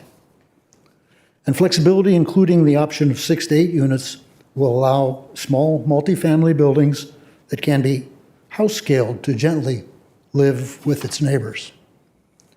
It will also allow development of small scale committed affordable CAF projects and more equitable distribution of them across the county.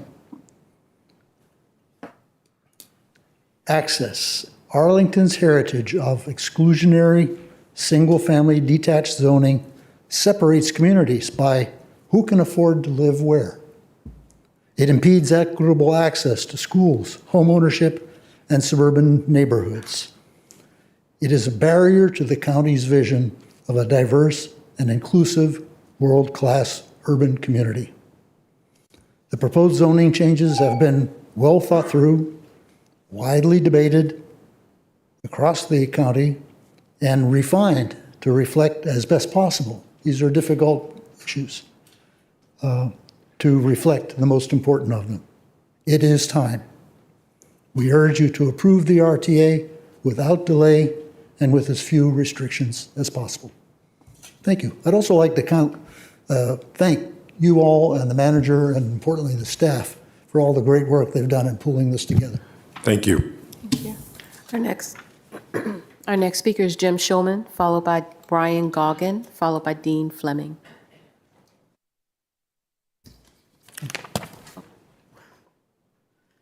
Thank you.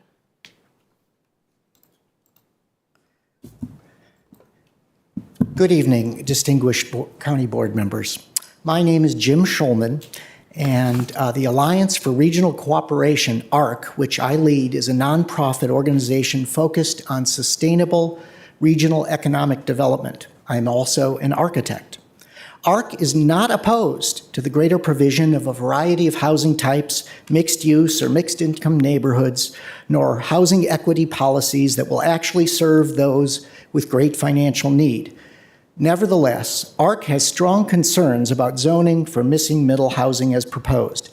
It will deliver an unprecedented increase of property values and tax dollars, yet it will displace the very people it claims to protect, folks historically marginalized by government policies.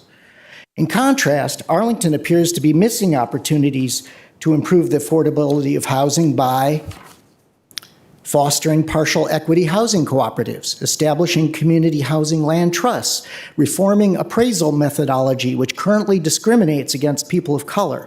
The board has also missed opportunities to incentivize the conversion of vacant luxury housing and vacant commercial property, or establish a program of reparations via housing policy featuring down payment assistance to former priced out residents.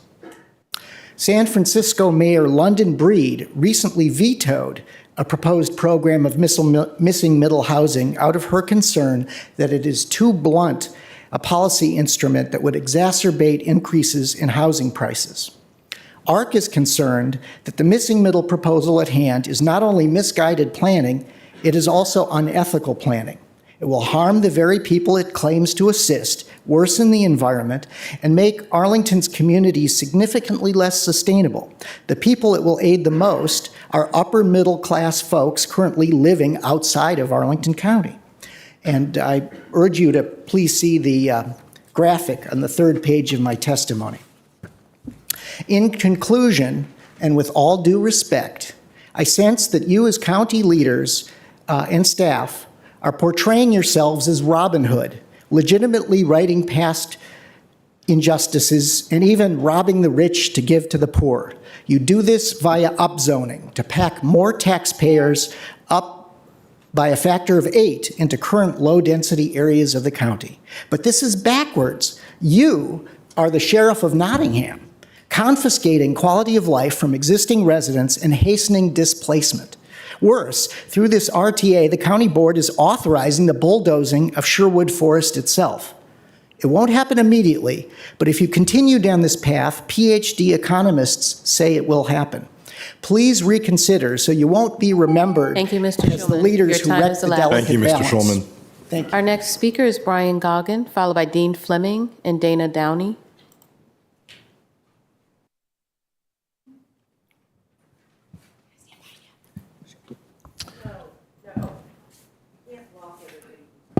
Hello. Excuse me.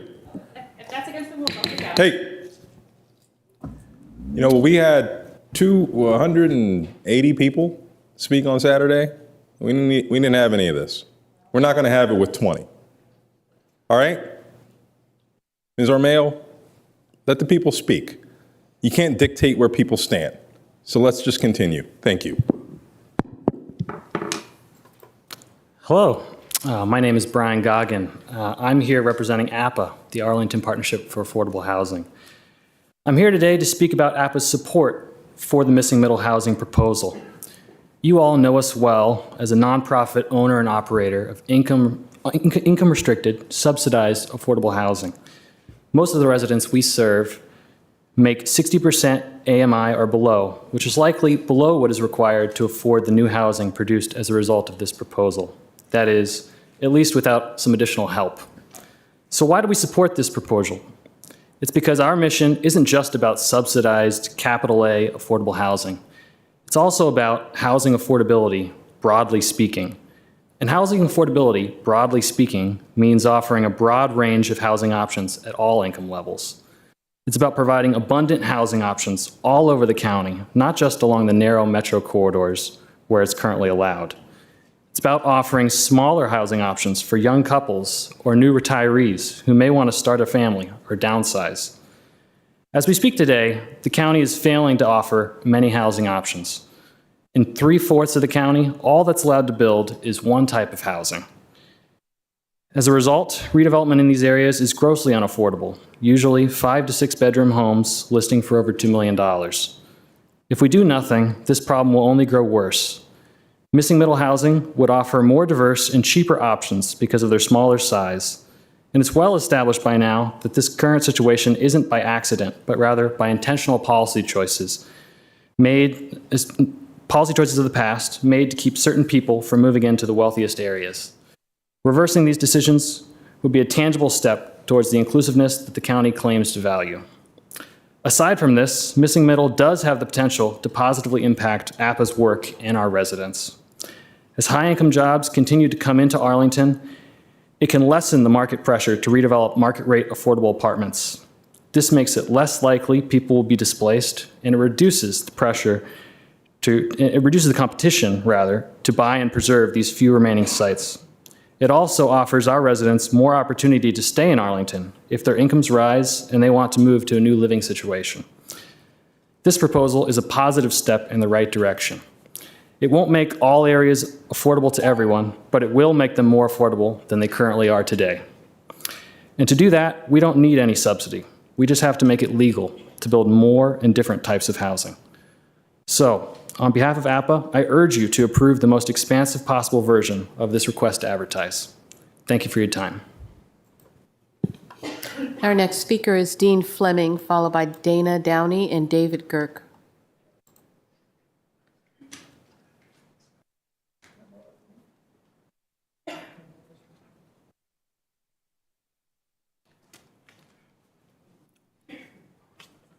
So I'm going to hold this up here to give you guys the biggest problem we have here. It's not affordable. Every study done has said it's not affordable. It's not going to meet lower income, lower middle income requirements. That's the reality.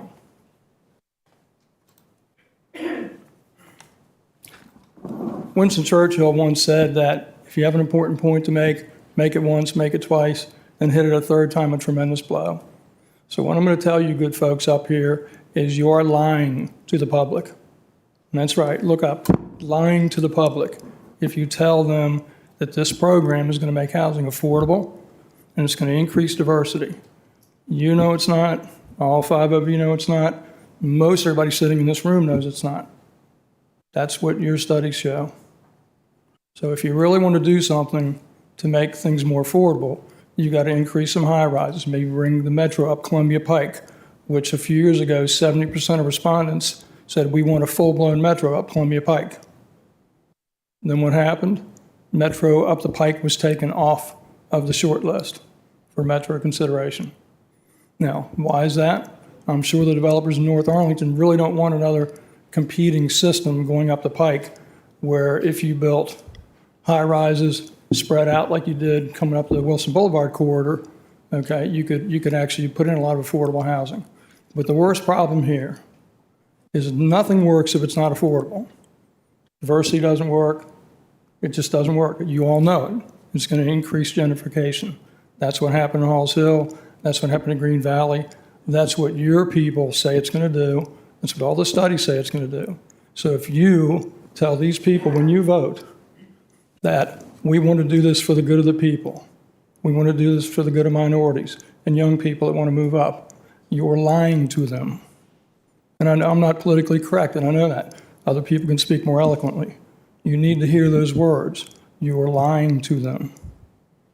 You shouldn't do that. Another thing that's become the Arlington way is, and I'm going to use this analogy, 10 people want to go to get something to eat somewhere. They hop in a car. 7 or 8 of them want to go to McDonald's. 2 of them want to go to Chick-fil-A. The car takes off to Chick-fil-A. Why? Because the guy driving was one of the 2. So that's the Arlington way. Ignore the polls, ignore the 70, 80% that don't want to do something, and vote the way you all want to do it. You've already teed up all your arguments. And I even heard one silly argument. Somebody said, well, they may not be affordable, excuse me, today, but they'll be affordable in a few years down the road. So that's like telling one of these young people back here, you're going to buy a place today, and it's going to be worth less money in a few years, but don't worry about it. It'll be more affordable. So don't lie to the community is all I'm telling you. Thank you, Mr. Fleming. Thank you. Our next speaker is Dana Downey, followed by David Girk and Kevin Wally. Good evening. As a student of public policy, I can report that the policy work underlining this initiative does not meet professional standards of proof and evidence. Unintended consequences have been ignored. The most important of these is that investors exiting the softening commercial real estate market are moving into acquiring single-family homes, creating a nation of renters. The result will be windfall profits for high net worth individuals. Before discussing the significant harm this will cause, let's think about the fiscal consequences for our community. Do we have credible numbers concerning the fiscal implications of this initiative? Is the board accounting for the increased demand on services? Additional demand for utility services such as water, electricity, and sewer will have an enormous impact on existing fees for homeowners. What is the break-even point when the consumption of city services falls below the tax revenue generated? Will the net effect be resident tax rates increasing to fund deteriorating county services? The missing middle requires the county to spend on transportation. The WMATA is already facing a massive fiscal cliff next year, and the burden of which will fall on Arlington taxpayers. Transit ridership is down 30% from pre-pandemic use. The hole in the WMATA budget has been filled with government stimulus money, which is running out. Arlington will be asked to pay more as a compact jurisdiction, and there will be additional transportation services required for missing middle. Much of this will once again fall on the county taxpayers. We may end up with nasty surprises. Can the board provide data on the net income, the net revenue income stream, or the net loss?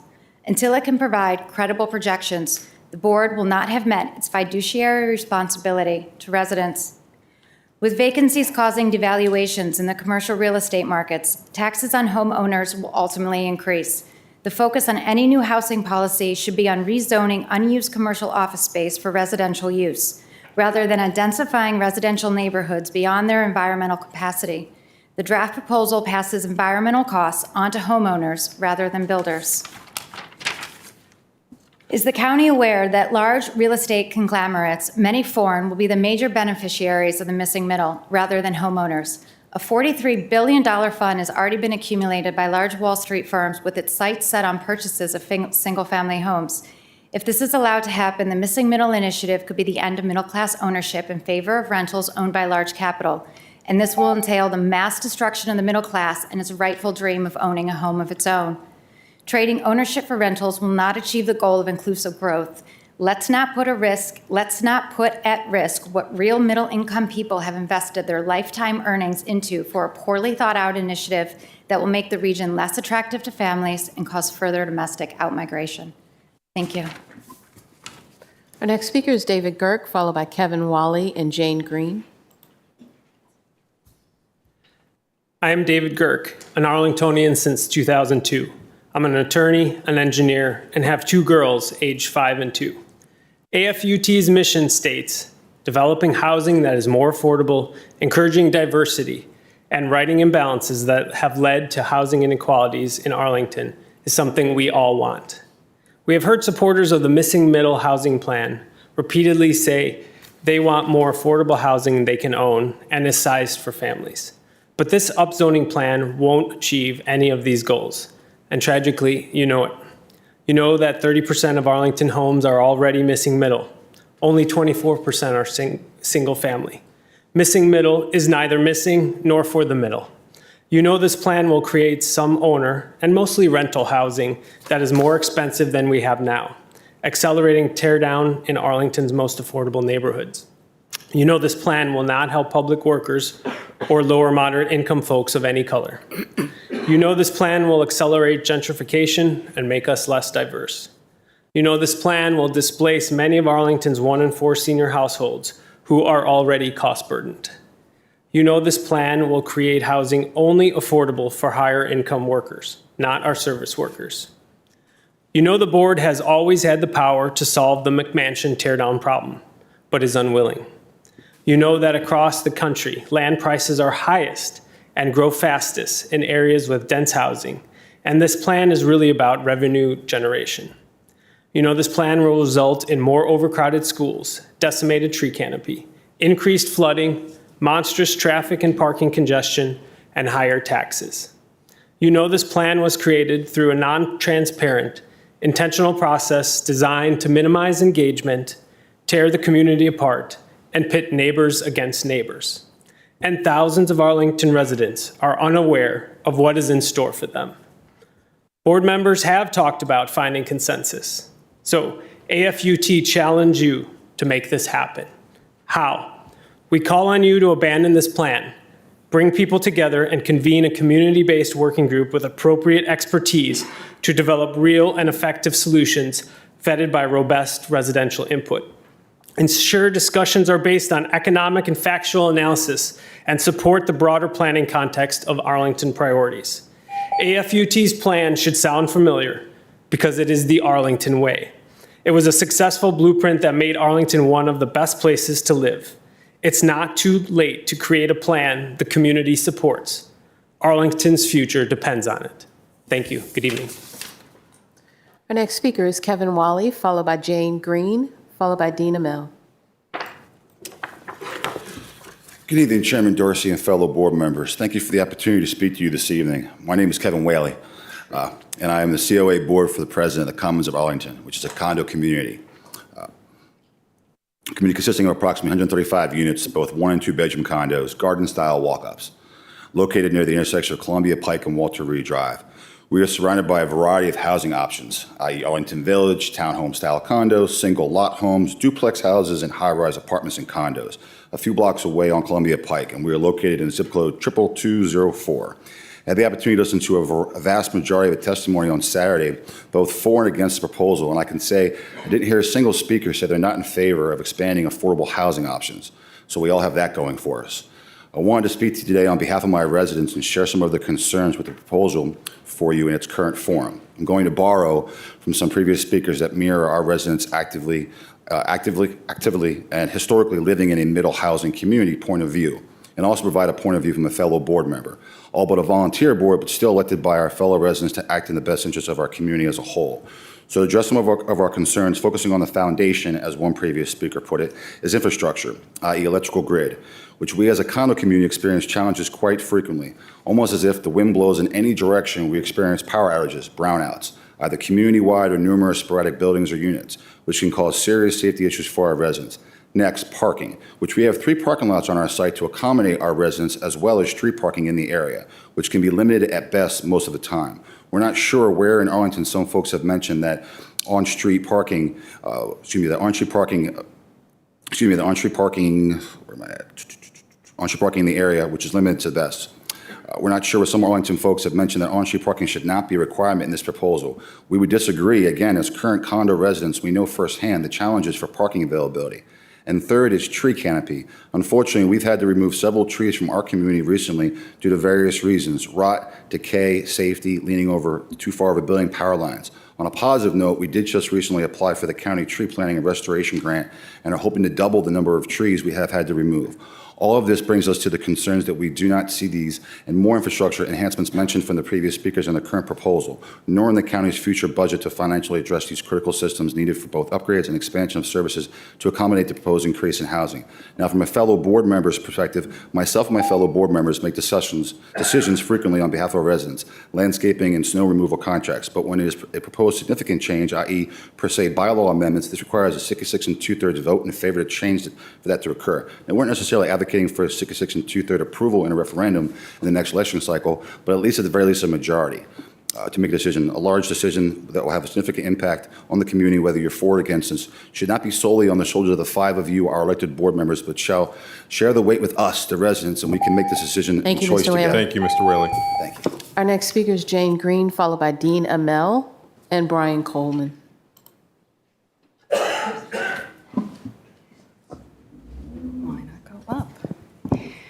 All right, come, sit down, please. Hey, No, please. No, This no, is no, childish. I get to choose This to stand is for. childish. I get to Okay? choose to No, stand everybody. I will clear the no. I will clear the room. Dude, you grow up. Stop it, everybody. I know tensions are high and everybody's excited, but we can all be grown-ups, okay? You can either sit down or you can be removed. It's your choice. It's your choice. Other people sit down. I'm sorry, what do you choose? I think the group majority says that both people sit down. You said, you opened this up, sir. So, as I've said, Stand where they stand. we're going to be adults here. If you can't choose to do that, I'd invite you to leave. So listen, put this to a referendum and let the county vote on it itself. Great, okay. Sorry. Will you have a seat so she can continue, please? I'm not interrupting her. You are. Sir, I'm going to ask you to leave, and I'm going to ask you one more time. And then, if you need help, the sheriff's deputies will show you a place where you can be. You can watch the proceedings from somewhere else. It's your choice. I'm not going to inconvenience the sheriff deputies. Thank you. Please continue. Hi, my name is Jane Green. I'm a renter in Courthouse, and I'm representing the Yimbys of Northern Virginia. First, I would like to thank the staff for creating an innovative approach to missing middle housing. I would like to thank everyone for the extensive public engagement over the past year, and a big thanks to the clerk staff for managing a smooth public hearing on Saturday. I urge you, the board, to say yes to more neighbors and yes to ending exclusionary zoning by approving the most flexible version of missing middle housing here in the RTA and carrying it through to adoption. First, our zoning ordinance should allow small rental homes in all neighborhoods. We endorse option 2A to allow expanded housing options with no restrictions on lot size, and option 1B to allow up to 8 units. We should allow homeowners maximum flexibility to build the type of home that works best for them.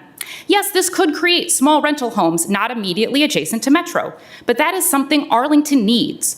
The Joint Center for Housing Studies of Harvard University found that neighborhoods without rental housing have a higher degree of racial and socioeconomic segregation. Allowing 8-plexes helps this policy fulfill community goals for affordability and racial equity. Second, the zoning ordinance should make changes that give missing middle a real chance in the housing market. Please advertise this proposal without any caps on permits. We should not limit the market's ability to deliver the types of homes that residents want to live in. A cap would not limit teardowns. It would, however, limit the opportunity to create diverse housing and prevent individuals and families from building a life in Arlington. We endorse option 4B, which gives builders an extra 5% additional lot coverage. This will give homes built under EHO zoning flexibility that will put them on a more equal footing with single-unit detached homes. With all the ways that EHO will be at a disadvantage, this option restores some of the balance. Finally, Arlington is an urban community, and we should embrace it by letting low-density neighborhoods grow. Arlington adopted its first general land use plan in 1961. Low-density residential areas were designated at 0 to 8 units per acre. Over 60 years later, today, that density has not changed. We have walled off most of Arlington's land, allowing it to benefit from urban growth without taking any share of new neighbors. We must redefine low residential on the GLUP map to recognize Arlington as an urban community. Our county is extremely desirable, near major job centers and significant amenities. Restricting growth in Arlington's low-density neighborhoods to maintain a nostalgic idea of a village that can't accept multifamily buildings would be disastrous for our future sustainability, affordability, and equity. People are what make Arlington great. More people means more Arlington. Say yes to the most expansive proposal for missing middle housing. Thank you. Next speaker is Dina Mell, followed by Brian Coleman and Julie Rosenberg. Good evening, board members. The Sierra Club's Potomac River Group supports the Missing Middle Housing Study draft framework and urges the county board to advertise the framework with one small change from the option presented by staff. The Missing Middle framework aligns very well with the Sierra Club's national policy on infill development. Our area faces a growing population that can be housed either by increasing the density of currently developed areas or by building housing in undeveloped areas. In other words, we can have greater density or we can have greater sprawl. If Arlington fails to adopt an effective and substantial missing middle framework, the people who, as a result, can't find a place to live in Arlington will not disappear. They will, for the most part, live in more distant suburbs or ex-urban areas. The possible negative environmental effects of building new housing in Arlington cited by missing middle opponents, such as air pollution and loss of open space, would be far greater from the sprawl development that is the alternative. The one change we suggest to the advertisement involves option 6A, which would require one canopy tree per unit in multifamily dwellings. While this would not address the key problem that there's no long-term protection for trees in residential areas, it would nonetheless be useful. However, we agree with ATAG that there is no logical reason to tie the required number of canopy trees to the number of units on a residential property. If it's possible to plant 8 canopy trees around an eightplex, and it is, it's also possible to plant 8 canopy trees around a duplex. So we urge the board to modify the staff proposal to advertise a less specific requirement for canopy trees that would allow the board to require an equal number of canopy trees on all new multi-unit housing. This would remove a disincentive, albeit a small one, to 6 and 8 plexes, the most environmentally beneficial new housing in the staff's proposal. As I understand it, Arlington is legally prevented from extending this requirement to new McMansions. So this is one provision that would result in an increase in tree canopy coverage under missing middle compared to current zoning. Our letter to the board outlines the Sierra Club's position on the other options the board will consider when this item comes back to you for approval. So thank you. Next speaker is Brian Coleman, followed by Julie Rosenberg, followed by Pamela Quanred. Excuse me.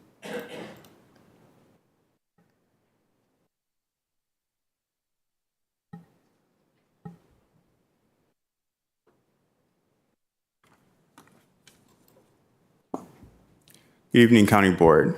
I'm Brian Coleman, Second Vice President of the NAACP Arlington Branch and Chair of the branch's Housing Committee. We support the request to advertise proposed amendments to the GLUP and zoning ordinance that will legalize missing middle homes in Arlington.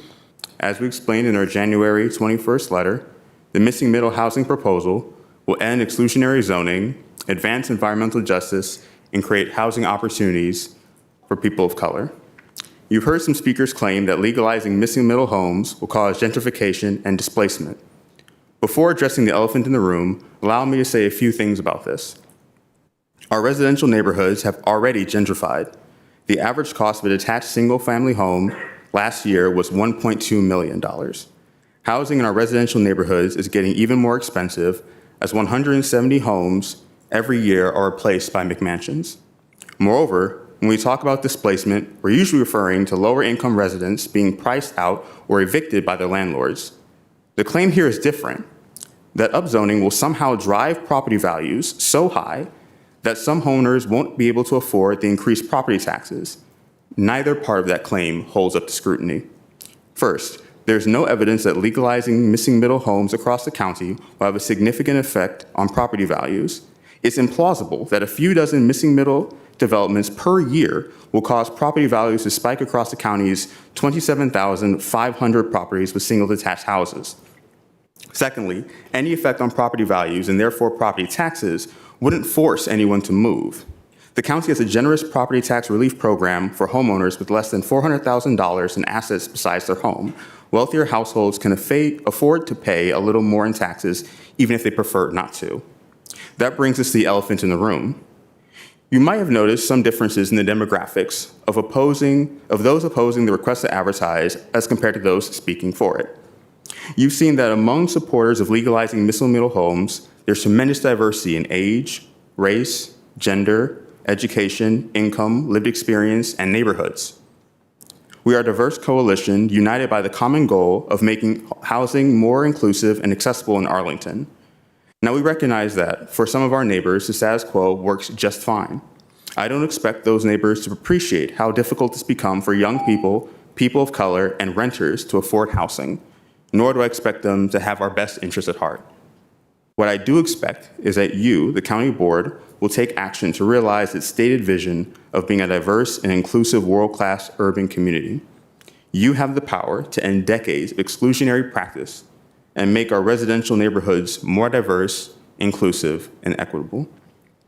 I urge you to have the courage to take the county in a new direction and advertise a missing middle housing proposal without delay. Thank you, Mr. Coleman. Next speaker is Julie Rosenberg, followed by Pamela Quanrud and Michael Bruce. Hello. Excuse me. I'm here representing the Faith Alliance for Climate Solutions, which is also known as FACS.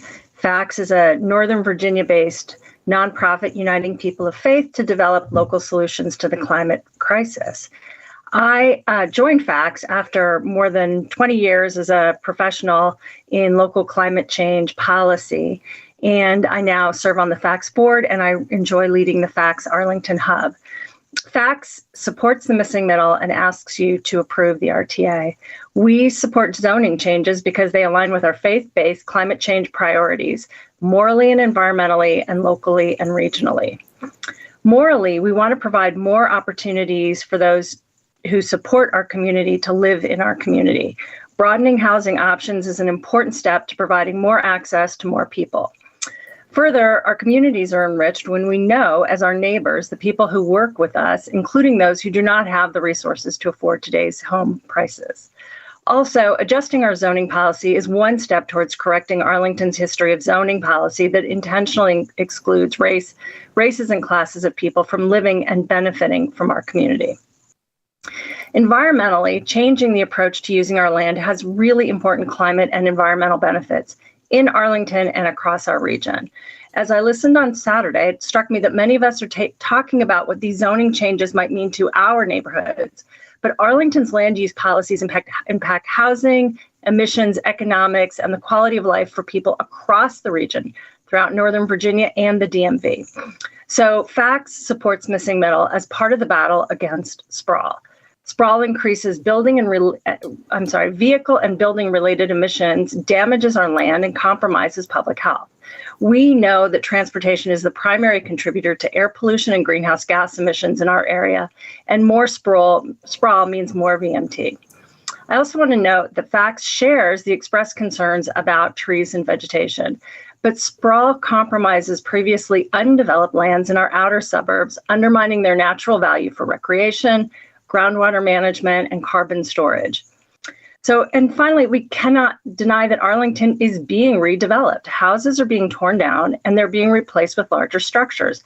Environmentally, multi-unit housing is far more energy efficient than the large single-family homes that are being built throughout the area. So in closing, I want to say that FACTS encourages you to approve the RTA, and we support the county's move toward equity and efficiency, and we really appreciate the extensive process that's enabled us to express our views on this really important moral and environmental challenge and opportunity. Thank you. Our next speaker is Pamela Quanrud, followed by Michael Bruce.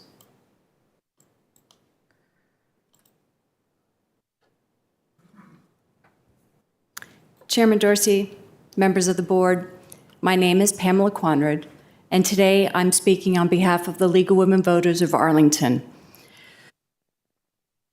The League believes that this has been a thoughtful effort to expand Arlington's affordable housing options in a manner that considers both past inequities and the county's future needs. We ask that you authorize the RTA. The League has long supported the expansion of affordable housing in Arlington, including greater residential density zoning in currently lower density areas, and efforts to reverse historic systemic racism in zoning practices.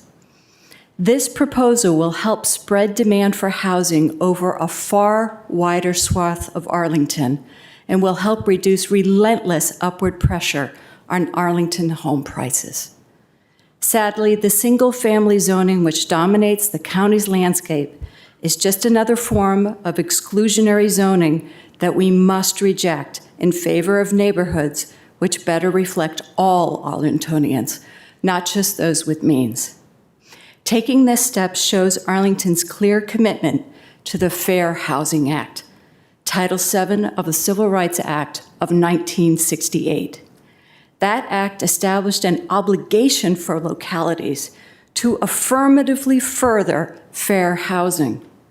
Affirmatively furthering fair housing is not just a matter of outlawing the racist covenants of the past, but requires as well that localities take meaningful actions that overcome patterns of segregation and foster inclusive communities.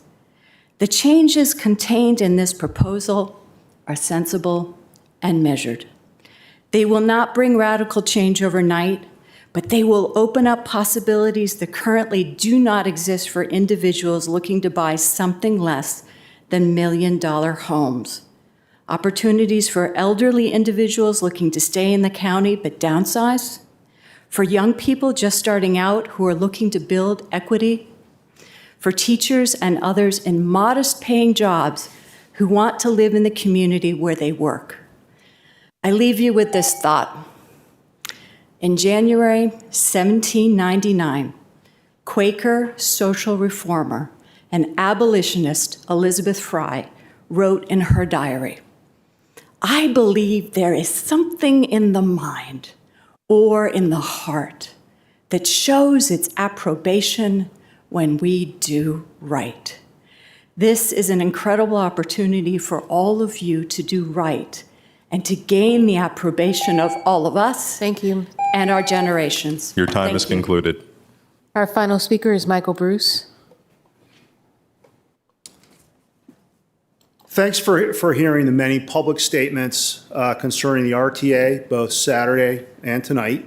We have heard from many speakers and many opinions on the RTA.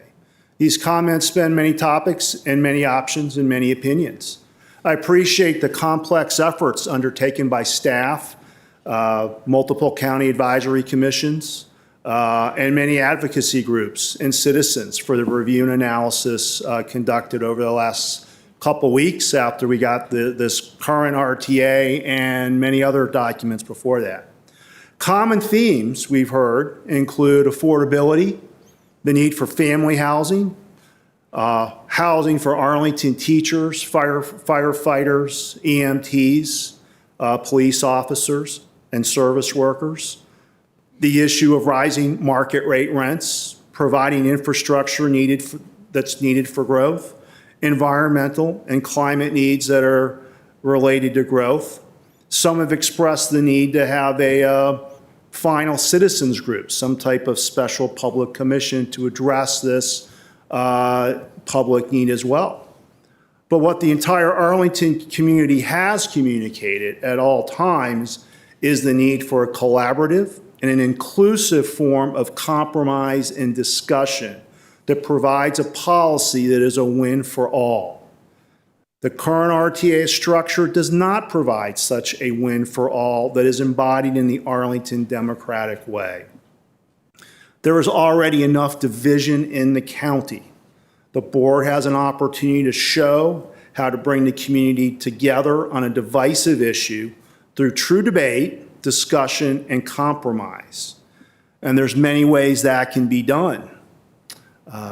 For example, most localities in this across the country, Minneapolis, Asheville, have stopped at fourplexes. Why are we going past that? People with, those are opinions.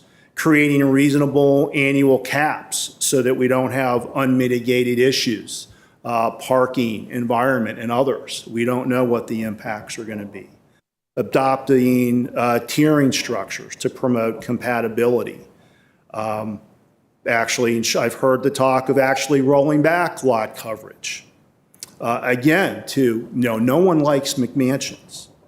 But ultimately, we need to acknowledge and consider that the RTA needs to express the housing needs of county residents, inclusive of young professionals, government employees, service workers, young families, retirees, empty nesters, elderly and assisted living, and disabled people as well.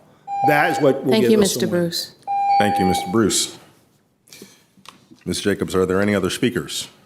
No, that concludes the speakers. So the public hearing is now closed, and the matter is with the board, but we are not going to take this up right away, colleagues. We are actually going to consider all of the testimony that we heard on this past Saturday, and tonight, the nearly 200 registered speakers, and convene again once we are able to properly deliberate tomorrow afternoon at 4:00 p.m. right here in this room. I know we have a matter to conclude, Ms. Crystal, and it is getting your vote on the closed session motion. You know these motions very well, so I will only restate it if you would like me to. No, I vote to certify. Thank Okay. you, Mr. Chair. Thank you. And Ms. Jacobs, is there any other business that needs to come before the board today? No. Okay, thank you. With that, the board is going to be in recess until tomorrow, 4 p.m. Thank you all for coming this evening.